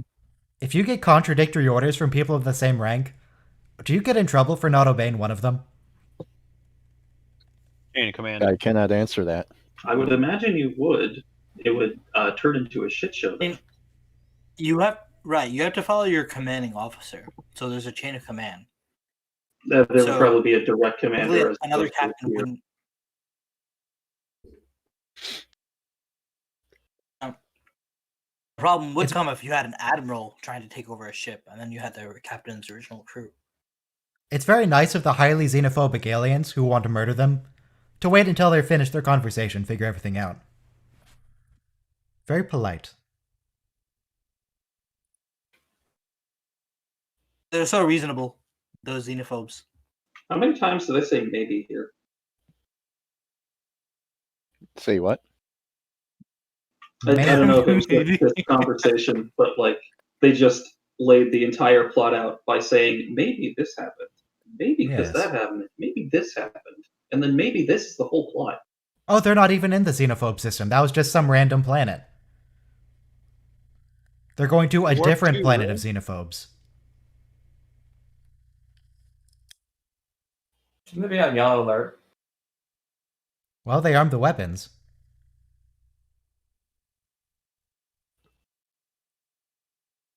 I don't remember. Wait, but that's just the same planet again.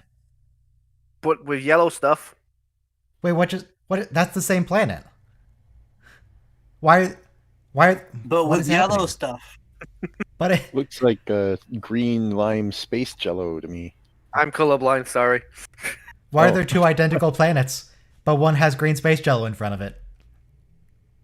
Shh, don't worry about it. If you're wondering how he eats and breathes and how Poor Troy. Yellow Poor Troy. Oh, she's getting possessed again. Every time we see Troy in bed, something she has a minty flavor. She has become mint frosting. She's telepathically raped in Nemesis. So this isn't even like the end of Troy's troubles. So she's telepathically raped in like 2 episodes, a couple of times. Yep. What? Why does her voice change though? Because, well, more specifically, why is the alien jello or cloud thing affecting her vocal cords? Is she a gold? They're flanging her voice like that. Has anybody ever seen the movie The Watcher in the Woods? No, tell us about it. It's a 1980 children's horror movie by Disney. Oh, those are the best. And they use that same voice modulation for a girl who's about 10 years old or something at the climax of the movie, when she also gets similarly possessed by another entity. Okay. Maybe the entity just wants to announce that they're possessing the person, and that's a convenient way to do it. Ghosts aren't about subtlety, really, despite being invisible.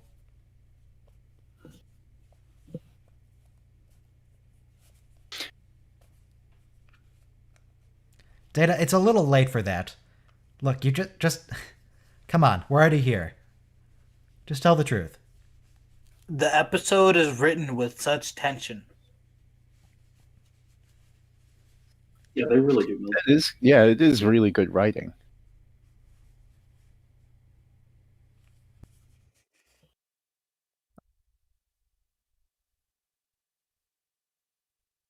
Oh, he figured it out. Was it an admiral? So never mind, except George here. Admiral. By Starfleet. Who would it have been? Like It might have been he's like the Admiral worst Nechayev. liar. He'll make you think you're crazy before he ever fesses up. What's up, Tina?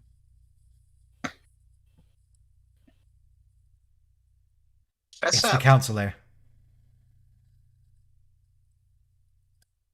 Are they going to explain why they keep possessing Counselor Troy specifically? Is it because of her space magic? Because she's telepathic, so she's more receptive or whatever. That makes sense. As long as you don't say it in the order. Well, She can really feel the xenophobia. She's telepathic. I can't get over the fact that's just the same planet, and they showed it twice. They found a planet, went to warp, found the same planet again. Yeah.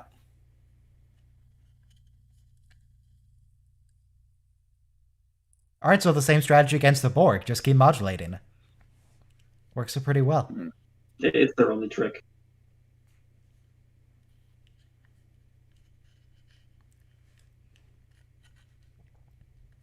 Okay, so this is one of the O'Brien- things where they have a technology that's indistinguishable from magic.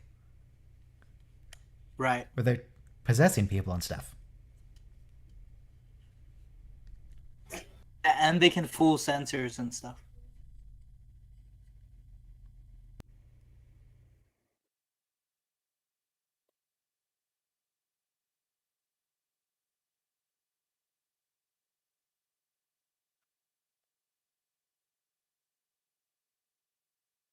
Terraformed a protoplanet. That seems like a lot of work.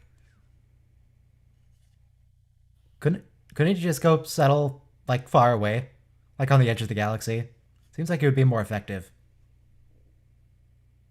Oh, that explains why their beards didn't. Oh.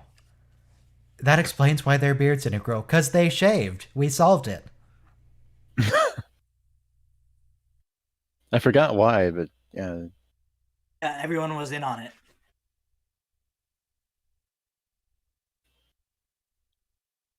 You can build an android, but you can't build a razor. Wait, what kind of technology is that? Oh, here we are. We have a dissolve. Oh, we a had dissolve. Yeah, what was That's- that? We don't you get almost those. never see that in Star Trek. We always just do straight, immediate cuts. We don't transition. Except fade to true. black. We fade to black sometimes. Data just said ZZ Alpha. I wonder if that's a Hitchhiker's reference. British say Zed. No, I know they do, Do but we? but in the first Hitchhiker book, there's a reference to a sector ZZ9 plural Z Alpha. Just for reference, we say both. I'm still confused. How did they do choice voice in that episode?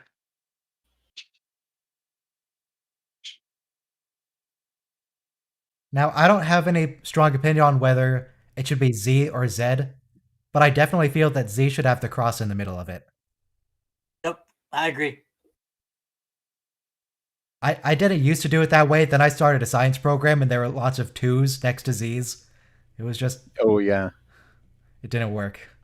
that ever since ninth grade or whatever, I've always slashed my zeros every single time. 7 also needs a little dash in it. Why you people are crazy? What? What do you mean? Nothing is slashes. One in yeah.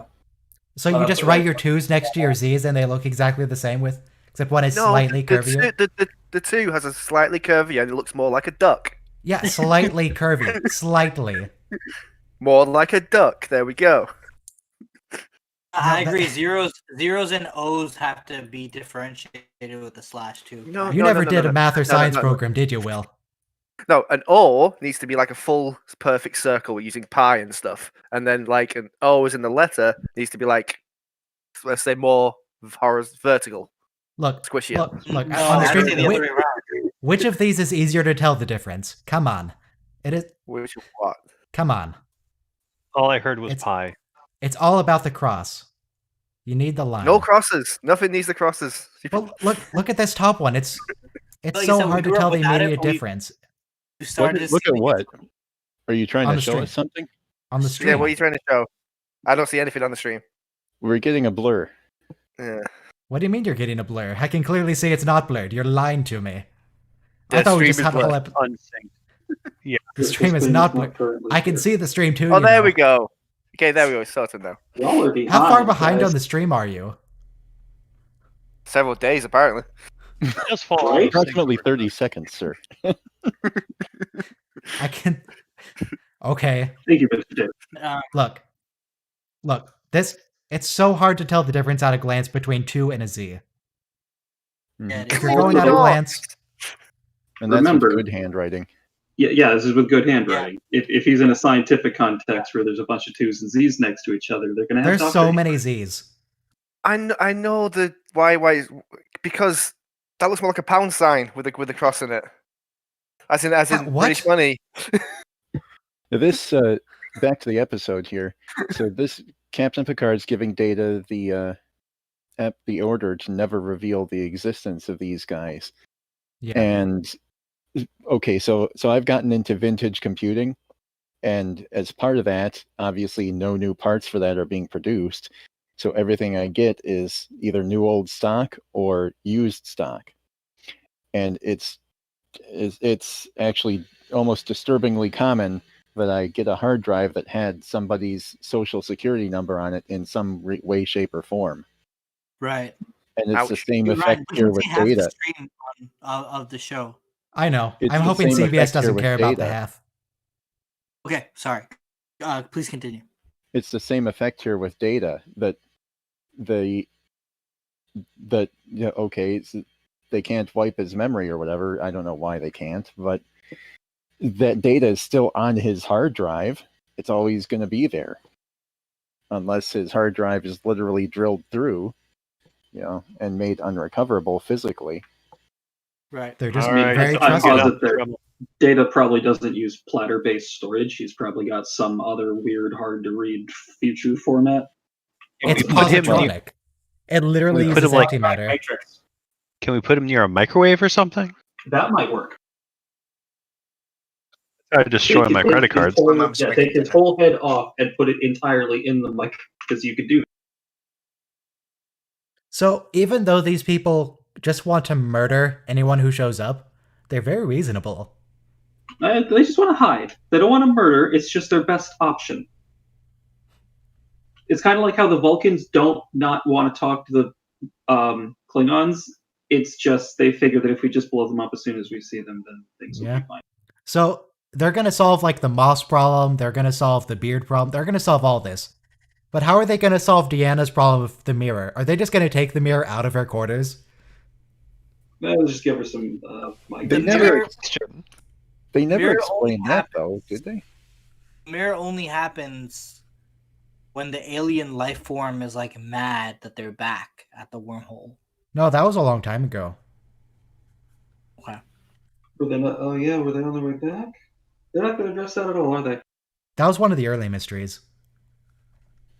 So Data just said 30 Motion seconds. detected again. at the front yard. I mean, Motion Troy just has detected. panic attacks. no Motion matter, of detected course. at the front That's why we door. don't revisit. More motion detected. Full motion. Alexa, Motion. I can't even saying it. I gotta be careful not to say that one because I have So- multiple systems. So by saying it's going to pick it up. All right. So Will is currently streaming. Oh, nope. Will ended the stream. Yeah, I'm just bear with me. I think he wants to draw a pound I sign do. and a Z and a 2. I do, because you. I say that see where you know what I mean. That's gonna pick it up, and it's not good. It's right next to me too. Why does it say you're playing Minecraft, Will? Are you not giving your Because full I'm attention also playing to the stream? Minecraft. No. How dare you? You must We put dedicate so much work 1000% into of this. your attention. For 8 hours, let the man go.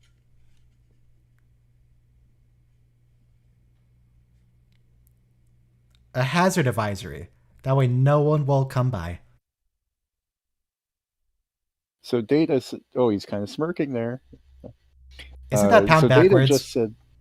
Data just said 30 seconds again, and so now they've gone what 2-3 days. When they get to Starbase and check their clocks, they're going to be 3 days off. Yeah, Okay, but they there's something. expect the clocks are different because they went through a wormhole, right? Yeah. So it all solves itself.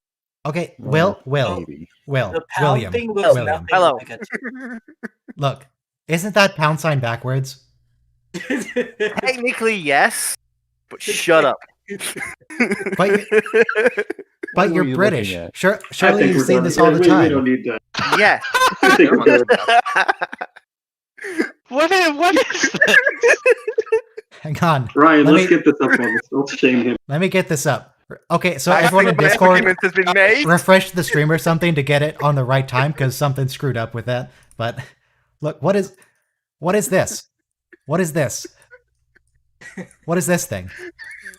What is what? We're watching a water filter commercial or something. Oh, wait, That's not- that's me. I refreshed and they gave me a commercial. Why?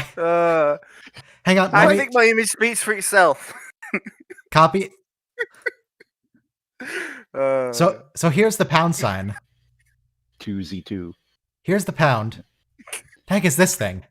What is this? Well, I always thought it was a stylized L. Let me I don't know what that is. let me see if I can There's no get way that you to can match. use the number 2. Now throw in an ampersand. No, it's still not quite. Let me get. There we go. Backwards and inside out. It's inside There out. we go. So Spider-Man variant that you're using? Now put the I print thought- symbol in. I thought Star Trek fans were always like a whole head and shoulders IQ above Star Wars fans, but that misconception has really obliterated today. Oh, that was Okay. I like that. It's okay. They're basically the same. I don't know what you're talking about. Yours They've was backwards. Of course, it looks similar because it's wrong. It's a plural Z. Theirs was just I like the plural. blowing up in space. Klingon was a real language. Wookiees are just moaning. Okay, look. The next episode is First Contact. 1 minute countdown. Oh, Jesus boy. Christ. We got androgynous kisses on our show. They got Death Stars blowing up. Oh, this is the episode with Dr. Chocolates. Yes, thank you.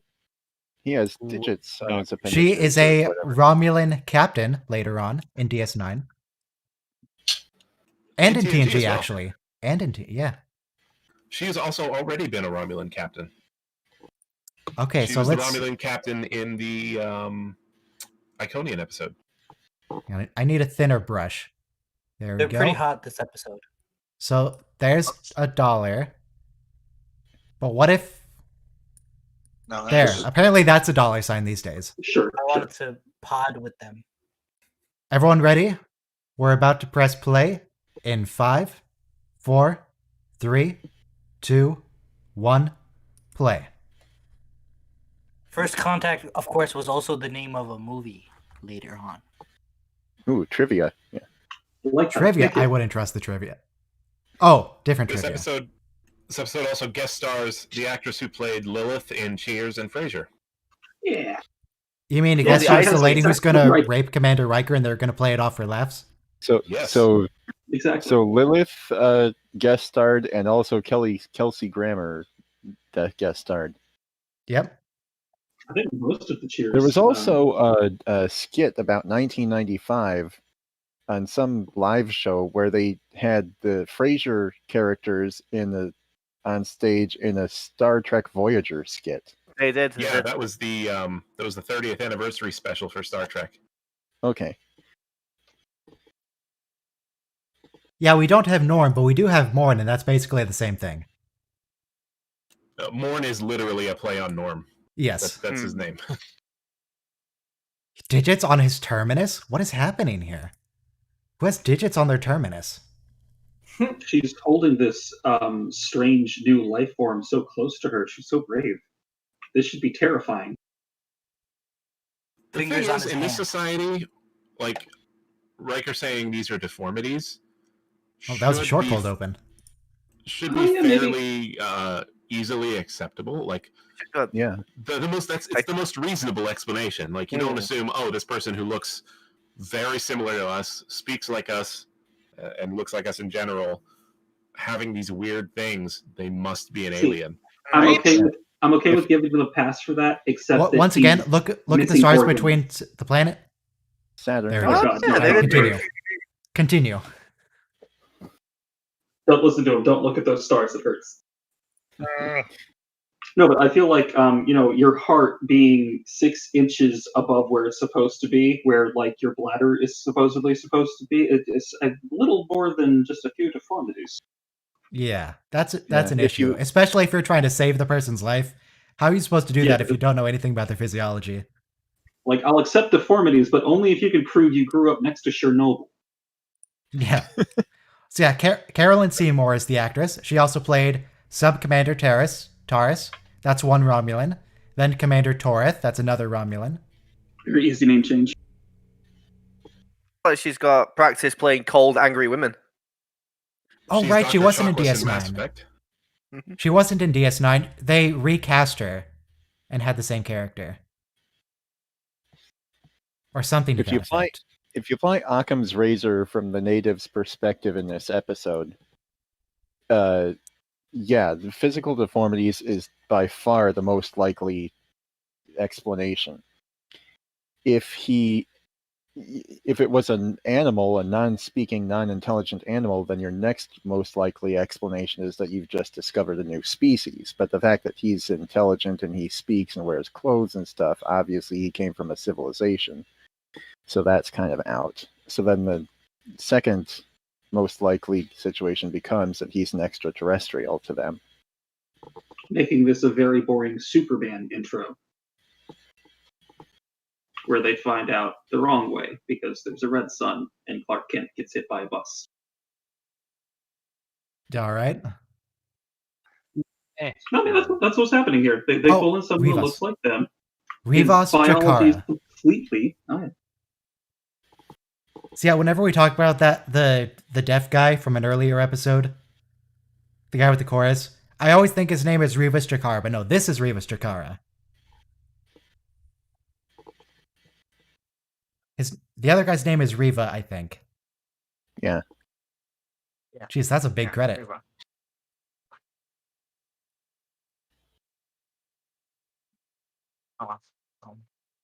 Cranial lobes.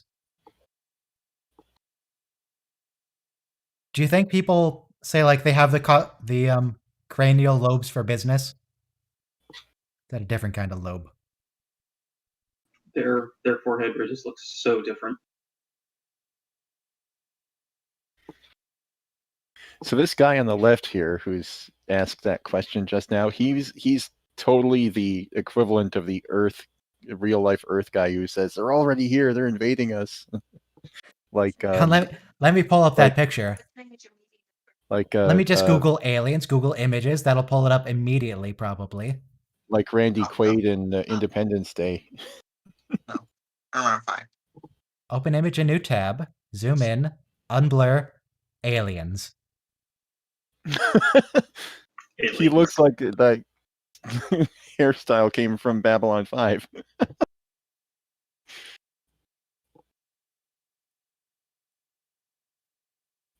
Is it? Are you sure you want to tell them that, Riker? Because what if they like start playing with it? They're gonna shoot someone. It's a 1,000,000 megaton nuclear bomb, and he tells them it's a toy. Oh, okay. I'll just give it to this child to play with. Jesus, Riker, be careful.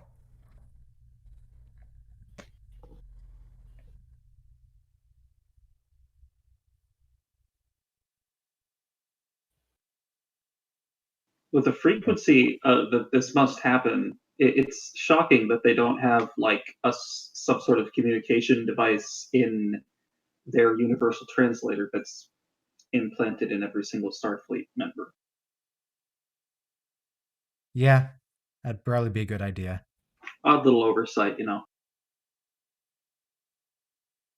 But as we know, Starfleet takes literally no precautions for anything. Right, yeah, complete trust. No one's going to punch me. It's not going to fall off. It'll be fine in my pocket.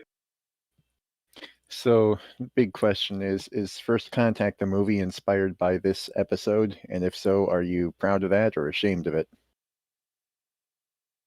Wait, what do you even mean? They're totally different. First Contact the movie has nothing to do with this episode. Oh, okay, yeah. It's about the Borg. It's actually, yeah, I'm thinking of, I guess, what would happen after First Contact Day or whatever. With the Vulcans at the end? Yeah, would they somehow go through similar things, maybe? Yeah, they have to convince everybody that they got their head caught in a rice picker, or... I don't know. I don't remember Carolyn Seymour blasting Captain Picard with a shotgun and raiding the Enterprise.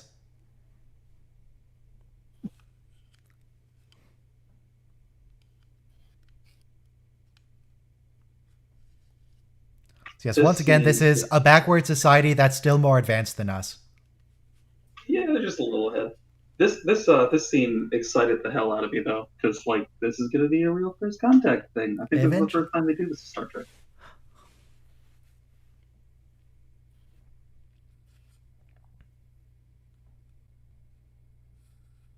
Also, this guy's like the best politician in the history of Yeah. ever.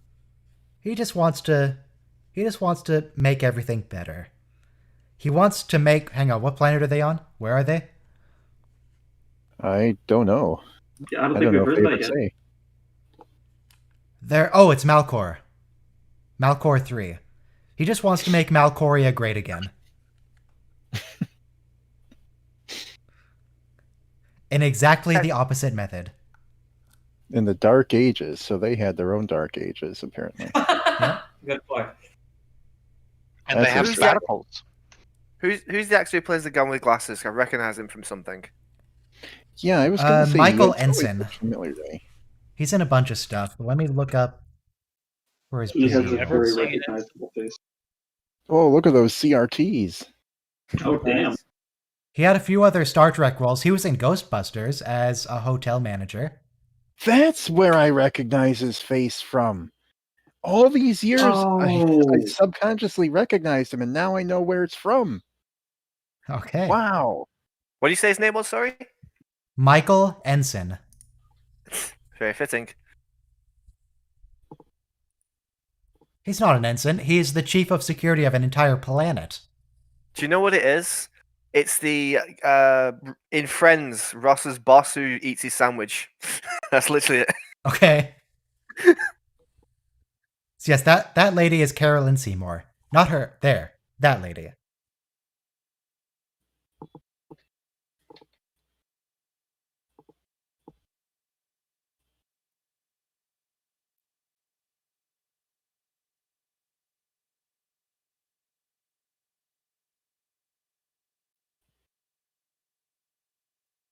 And nobody looks quite like a Malcorian. They just There's look a, like each other. From two There was a video game designer who he was the designer of the Atari 2600 game E.T. And he did an interview pretty recently about when he made the game. He got to go to Steven Spielberg's office and show it to him. And he said he liked it. And he said, so in the conversation, he said, so I actually have a theory. You know, maybe it's just fun speculation, but he said he actually has a theory that Steven Spielberg could be an extraterrestrial. And he said, do you want to hear it? And he said, well, it is clear to me that if aliens exist, then they would want to not just make themselves known, bang, flash. They would want to have us get used to the idea first. I like that. Okay. I like that. And up until Steven Spielberg's movies, like The Close Encounters of the Third Kind and E.T., almost every movie before that featured aliens had them portrayed in a horrific, scary way. And Steven Spielberg was really the first person in big media who said, no, this could be a wonderful, beautiful thing to learn from and explore. So he's trying to indoctrinate us, is what you're saying. think this guy's onto something. He's spreading alien xeno propaganda. Well, you could be either xenophobic or xenophilic.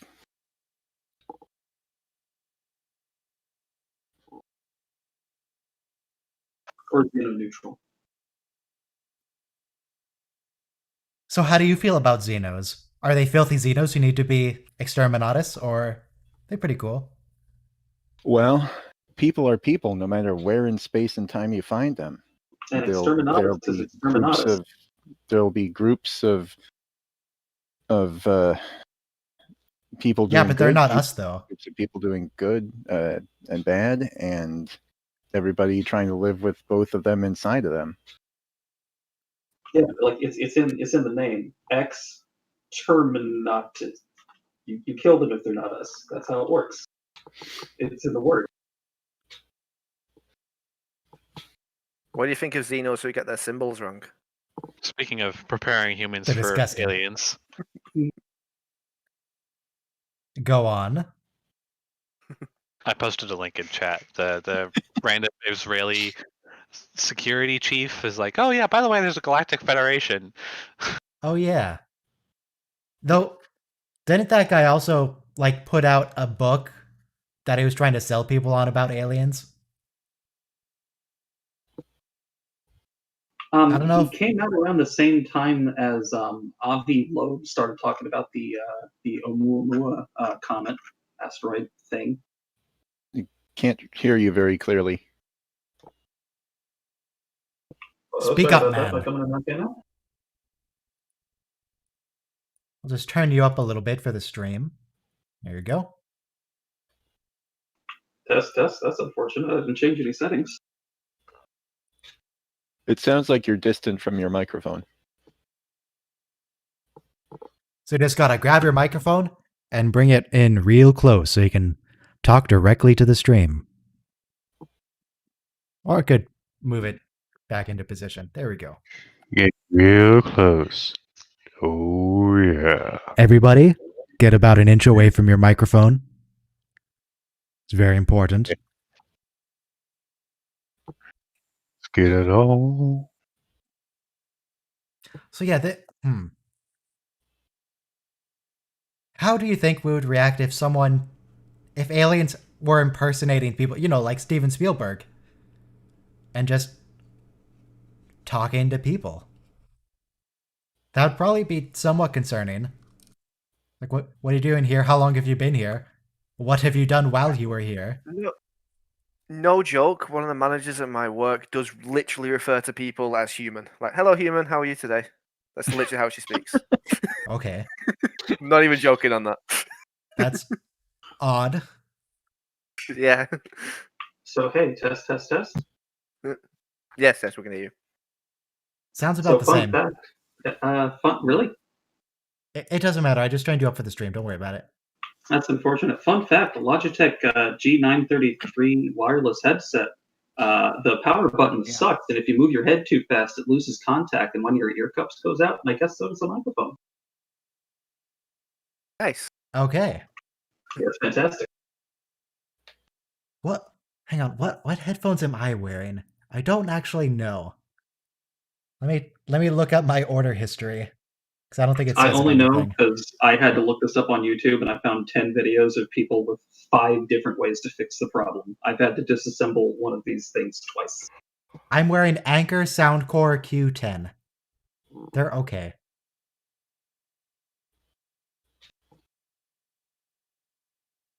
Like ANKER? They make headphones? Yeah. Same people who are probably most famous for their batteries and stuff. Yeah, I was going to say, I've only ever seen them make power banks. Yep, they have headphones, and they're supposedly pretty good. They sound pretty good when they're wired. When they're wireless, there's that buzz that all wireless headphones have, and it's kind of irritating. Yeah, I don't have that buzz, but if I move my head too fast, then the power button jiggles and I lose sound for 10 minutes. Okay. You've got the better deal there.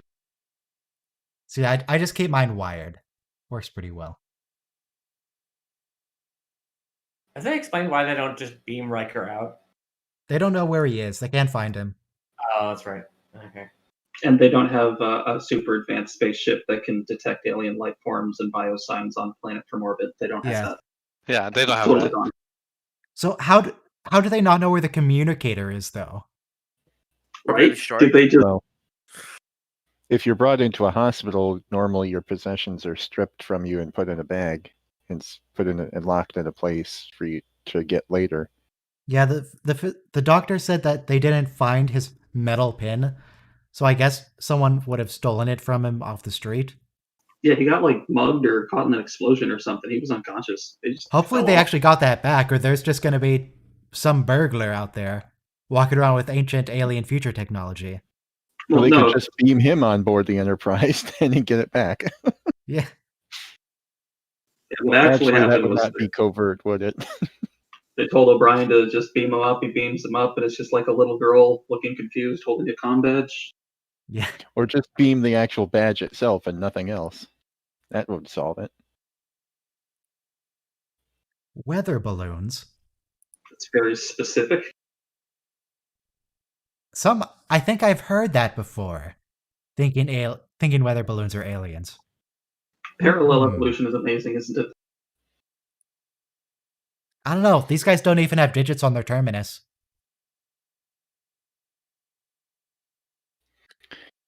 How are you supposed to even form an advanced society without digits on your terminus? How are you supposed to work with like delicate tools? Yeah, this is I like was going to walruses. mention that earlier, and I don't have a good answer.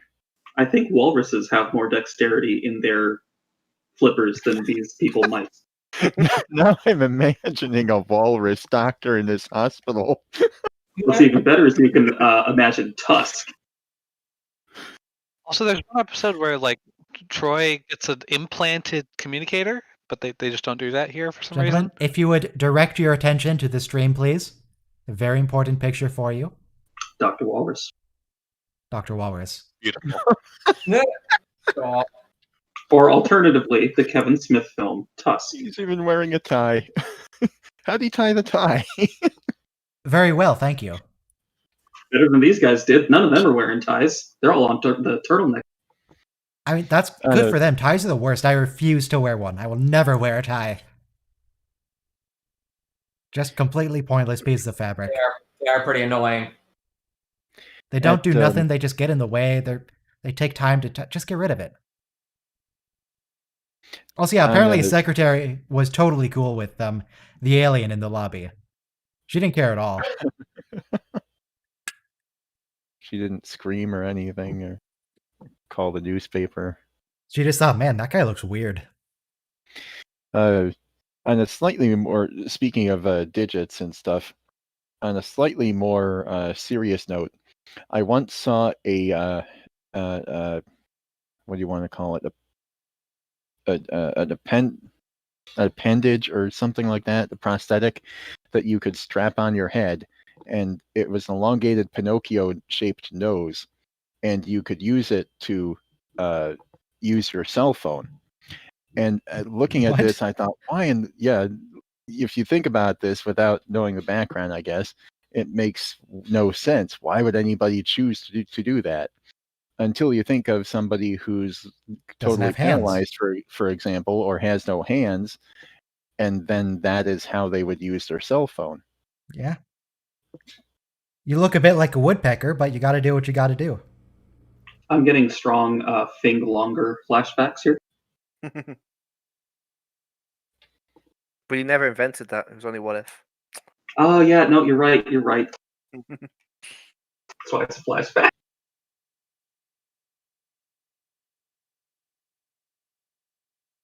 Are you sure this is safe for him to drink, Captain? Do we know enough about their physiology to just feed them stuff? Don't worry. Yeah, food is always safe for all species. What is this wine glass? Yeah, why is only half of the glass actually a glass? It's Well, why does it have why is it a wine glass with a hilt? Well, that's what normal wine glasses are today, anyway. Why do normal wine glasses today have a hilt? What's the hilt That for? is a solid Oh, bottom okay. with I like a don't know. little bubble going up into it too. He's not Well, yeah, even the holding the bubble- hilt. The solid bottom there is to give it a heavy base, so it's hard to tip over. Bit of trivia: does anyone know the origin of a toast? Like where that comes from? Origin of what? I mean, I doing a assume at toast, like some banging point the someone just kind of burnt their bread and went with it. Yay! Ba-dum. No, it's like a form of trust. Like people would like bang the glasses together, so your drink could go in theirs, their drink could go in yours, and if one of them was poisoned, no one would drink it. So if you both drank it, you could trust them. It's that All type of thing. right. I've Sorry. never heard of that, but I kind of like it. Yeah.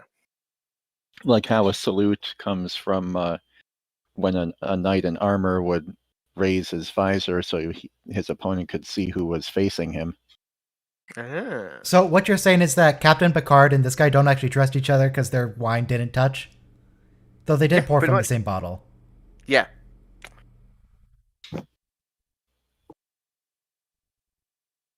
A new era. Not an era, an era.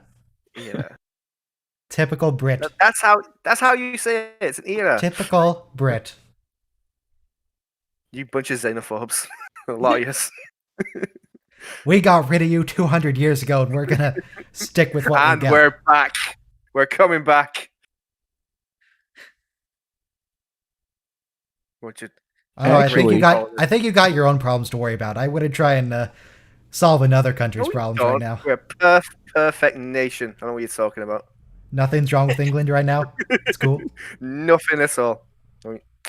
There's something else I just thought of in regard to First Contact. Yeah.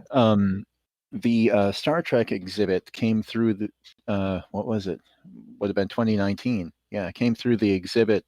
The Star Trek traveling exhibit came through a nearby museum to me in 2019, and so I went to go see it. And as part of that exhibit, they had a video, sort of chronicling the rise of the Terran Empire in the Mirror Universe, which began with Zephram Cochrane when the Vulcans said that they come in peace. Zephram shot them. Cochrane reached in his coat, pulled out a gun, and shot them. Yeah. And then Captain Archer in the Mirror Universe has Zephram Cochrane's shotgun in his room. Or Chad. I don't know if it's his quarters or his ready room, but he definitely has it.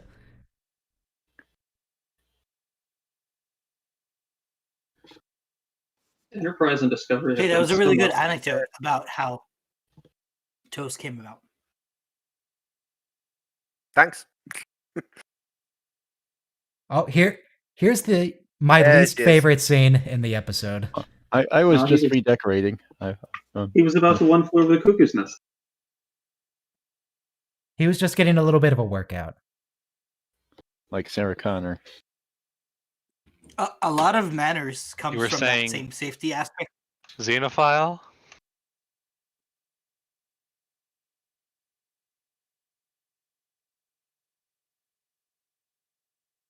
He is an alien. What an exchange. So the reason we shake hands is obviously to show that like you have a gun usually in your right hand. So when you meet somebody upon shaking hands, it's to show like, look, I don't have a weapon, and we are unarmed and therefore on friendly terms. I thought it was just to Man. tell if the person you're talking to moisturizes. And then one of the reasons you don't put your elbows on the table is like because during the French Revolution days and stuff like the royal intrigue, like they would have like forks and knives that have springs and weapons in them. So like you're just supposed to. Anyway, your hands were supposed to be like on the table at all times. Yeah, see, this is the issue with this scene. She's saying you have to have sex with me, or sorry, you have to have YouTube-friendly physical contact with me, Yeah, that or was you're basically just weird. gonna die. The guards are gonna kill you. No, that's coercion. No. This suddenly got really, really awkward. Yeah, Really extremely. fast. Thanks, Ryan. God. No, Look, I'm not. It's not him. It's the episode. And don't forget, they All leave right. it ambiguous. They cut. They don't say what happened. Yeah, maybe they had a thumb war. We don't know. with those stuff. She did not just have a thumb war. We don't know what She has a thumb. Sorry, we don't know what YouTube-friendly contact is like for this species. It might be a thumb war. If you guys think this episode is creepy, wait until next week's first episode. Holy crap, is it bad? Which one is it? Oh, that's with Leah Brahms. Yeah, it's the Leah Oh, Brahms yeah. child episode. Yeah. Oh god. Yeah, that one's pretty bad too. No, it is so much worse than this one. The whole Yeah, it is. episode is so bad. I mean, I Jordy's being really creepy, but he didn't actually, do anything. He didn't actually coerce Leah Brahms into doing anything. But he expected. He was shocked at the fact that he couldn't. Yeah. Jordy has plenty of problems on that front, though. Mm. So when I was that listening would've to you killed guys him. while I was making a grilled cheese sandwich, you guys put the image in my head of this was like a TV humanoid friendly. If they really had the budget and the writers had unlimited time, Riker would be mating with a walrus species with the appendages. Yeah, or like Jabba the Hutt. Yeah. Yeah, even better. Like how they don't say they hurt his kidney. They aggravated the damage to his renal organ. He's that alien. They don't even know what to call it. They know it's a renal organ. The universal translator just still has some bugs, It just they don't Hey, know wait what a the human minute. word for squeedly swooch is. Yeah, Wait a minute, this is where you got to draw the line between searching for the fictional scientific facts and just being able to make a show. But the universal translator is something I've always had a logical problem with. But it's supposed to be a part of the communicators, right? And Riker does not have his communicator. I think it's not next gen. Deep Space Nine, I think, established on screen that it's an implant in the ear in the little. The green Ferengi at least have implants in the Yeah. ear. Yeah. I presume it's similar for everyone else. I know in Discovery and in Enterprise theory- they do it out of the communicator, but that's about it. In theory, what? I would say in theory, like they could have it down on the planet, in each room. Like Alexa or something. A little Amazon Echo. Okay, but a computer taking your voice commands is not the same as real time translating. Yeah, I'm positive this is muffle the original sound. it's a somehow. neural link. Yeah, that doesn't really make sense. Deep Space Nine presents a Especially different to- problem for this episode. Especially to a language that they've never heard before. It's future space magic. Yeah, it's just one giant hand wave. It's really what it is. Deep What's Space the Nine DS9? introduces the concept of subcutaneous communicators. So, they could have literally given Riker something where he could tap the back of his ear a couple times and it would beam him up. Yeah, Yeah, in exactly. TNG, we've seen that with Riker and Troy. They both had subdermal communicators. Yep. So Just why? not this So if time. they did do that for him here, why can't they beam him up then? Because they probably Because- didn't put one in for By the some way- reason. I don't know. Because then it also sucks the real drama life out of most- this plot. Most people are getting their pets microchipped, and one of the advantages of that is that you could have like a electronic dog door to your kitchen, the door, and like that way the raccoon doesn't have to come in. It'll only open up Yep. for your microchipped animal. Oh yeah. Now, how long until before- those double as universal translators? For your, so you can say cat. what your hear what your Yeah. dog is telling you. Yeah. To be fair, there's already a collar device that listens to the vibrations of dog barks and attempts to make a translation on an app on your phone. So it's the size of a collar. It's not that far. It has already not- reached the size of a communicator badge and a hand communicator. We're already Yeah. there. I mean, that's not a language processing thing, though. It's just, I can tell different dog barks apart. I've been around dogs enough. It's definitely something you can do. But it's not like a Yeah, but- one-to-one translation. It's just a general, what is the dog vaguely feeling? Yeah, they've got baby translators that do the same thing. This is a hungry cry. That's an aggravated cry. This is a poop cry. They do it with barks now.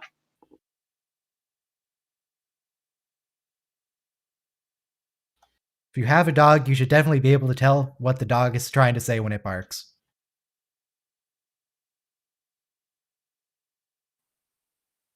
Yeah, you gotta spend time with your dog, guys.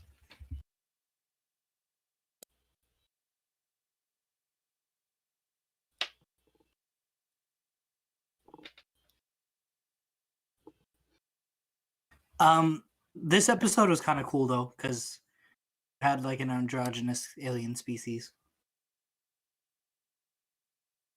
That was a good episode. So the Malcorians also have space Hippocrates, Yeah. who took the Hippocratic Oath. Oh yeah. Yeah, They when, just- when is that androgynous episode? I don't remember what it's called. Is that season 5? This isn't that episode. No. No, God. What? What have you been watching? Oops. Wait, have you been watching that episode? That's a different episode. Yeah, I thought that's Riker just made 2 peas in a pod with.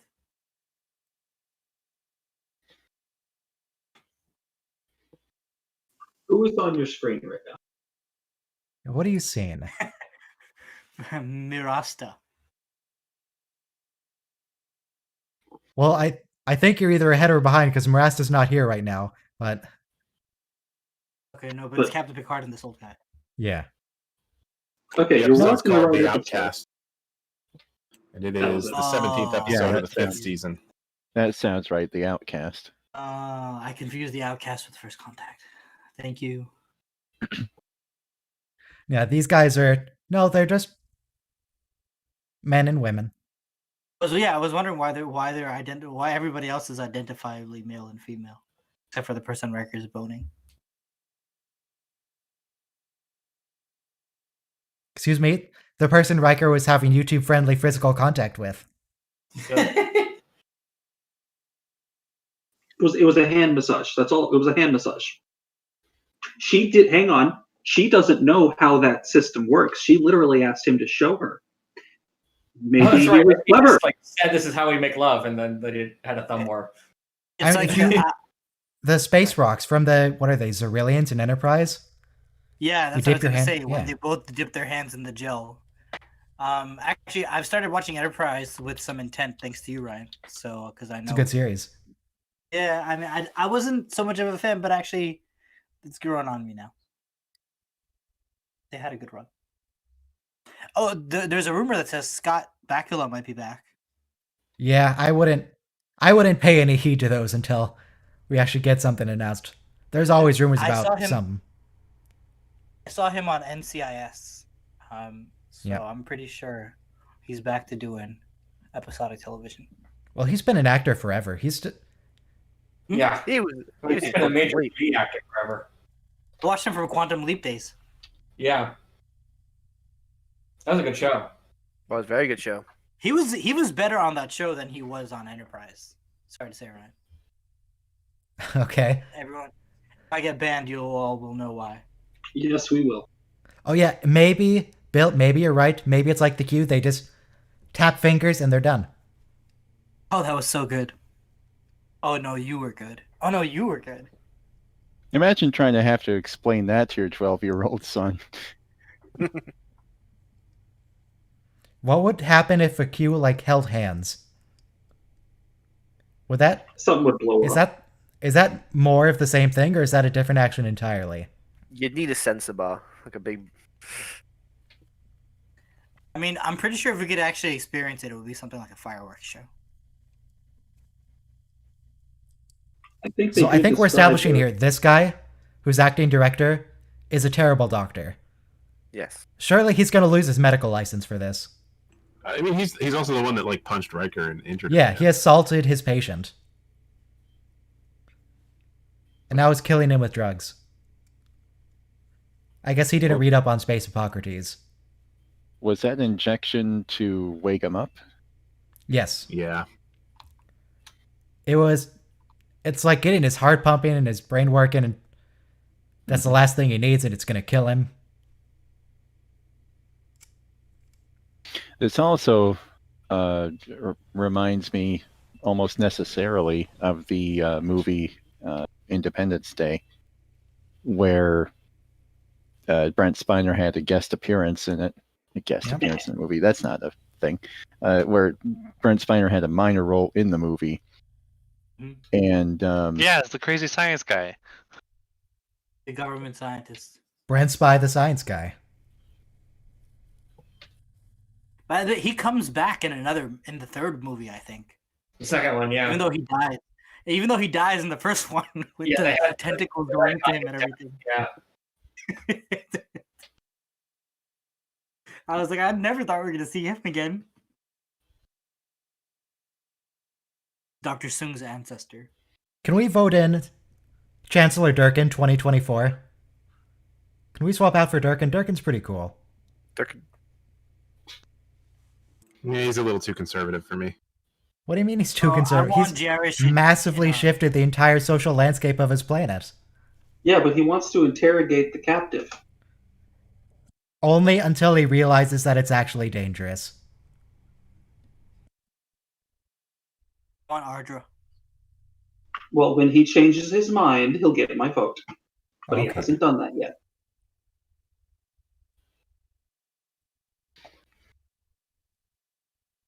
Why doesn't Riker just go like, "Who are you to assume that you have anything that we want?" I hate that cliche. I hate this cliche. It's like, oh, you come in peace, then why do you have weapons? Like, come on. I hate it. It's in so many different things. I mean, it's in Star Trek multiple times. Yeah, too. it is. He put the phaser on push. It doesn't even stun. Oh no. I mean, pushing is very rude. You should never push people. It's like when my cat knocks my pen off my desk. This episode, when I first saw it, I had really never seen anything like it, except maybe one of the best Twilight Zone episodes ever. But that was not a first contact. It was but the whole point of this episode is reversing the thing that we have in our heads of they're going to come visit us. Well, no, what if it was completely reversed and we had to be the ones to deal with the people who welcomed it and very much unwelcomed it? Oh, got shot. What was the Poor Twilight fellow. episode you're referring to? Because I'm not seeing. Yeah, much I want to Twilight know too. I was waiting. It's been referenced like infinitely many times or hundreds of times since it was made in 1960 or so. And the episode is called The Eye of the Beholder. And that's the one where there's a deformed female patient who's gone through her whole life that way, and she's on her 11th and final surgery before the law of the land says that they have to say that they have to banish her for not fitting this in. one.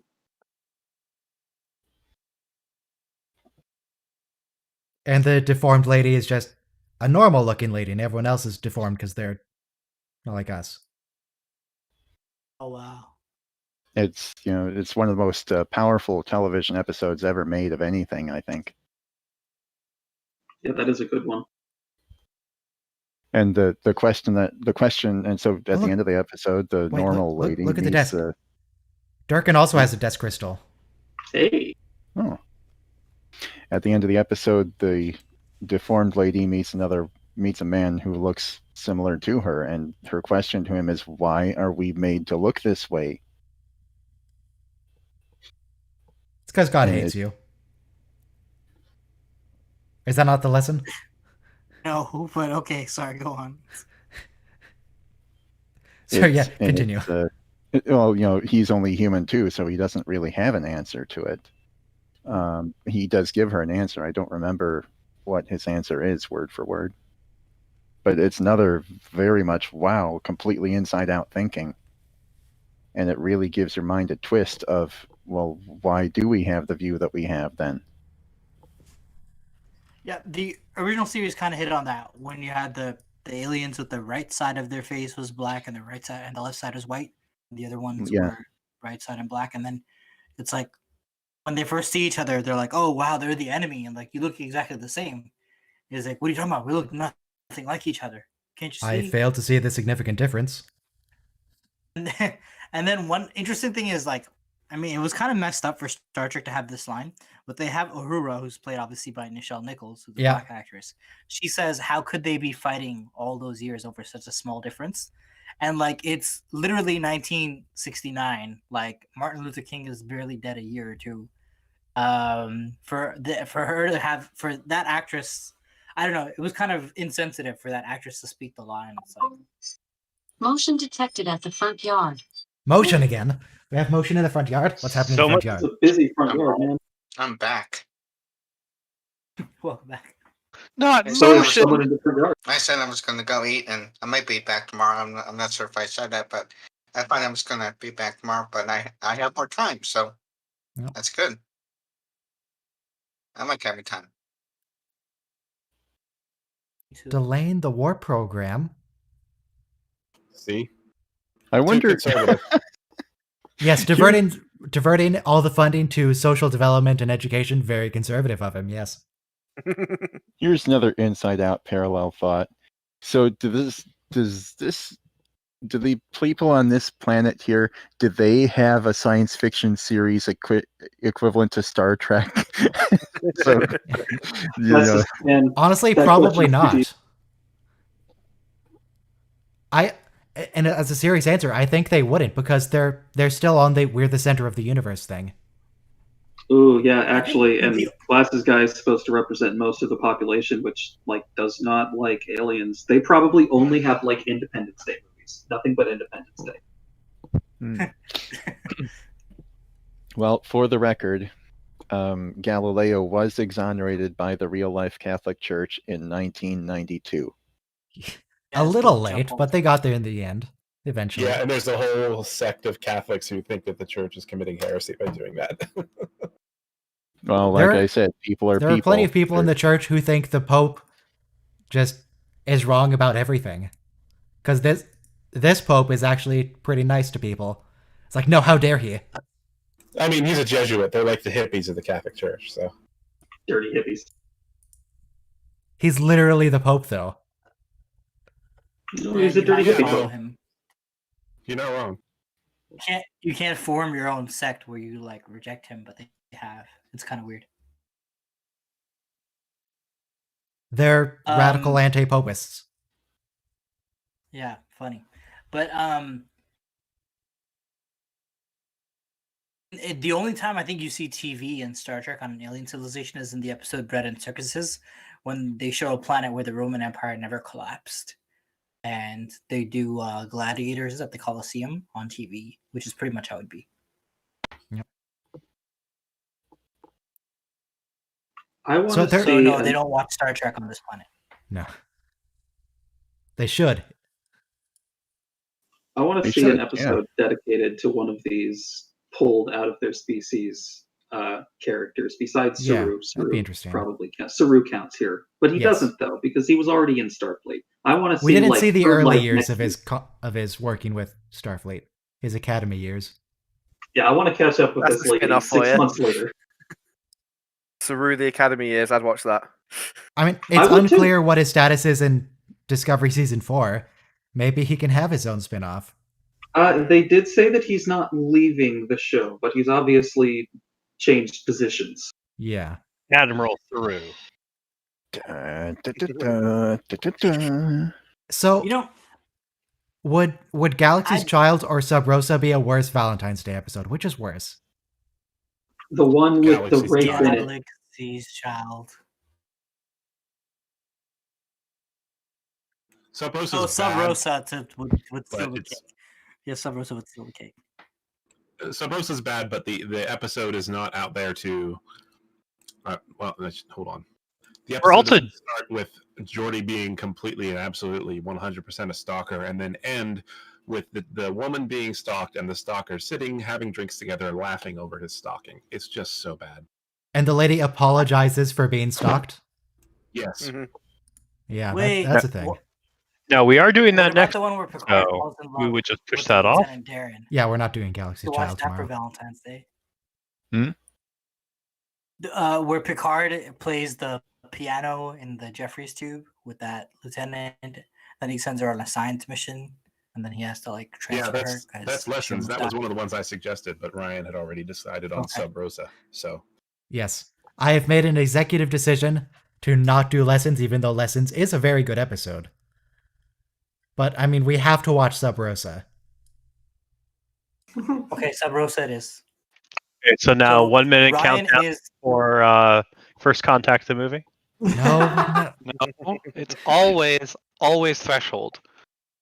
Threshold and then First Contact. I'm sorry, I got it backwards. All right, so the results of the Michael- poll, Parmok, looking for Parmok in all the wrong places will be the third episode. That's a Yay. good one. Heavy Worf bias. Everybody loves Worf. Ryan's the kind to putting a whoopee cushion to a date, and Michael wants to watch a nice romantic flick. what can I say? I'm a staff. Look, Sub Rosa We'll go on with the poll. is the best episode.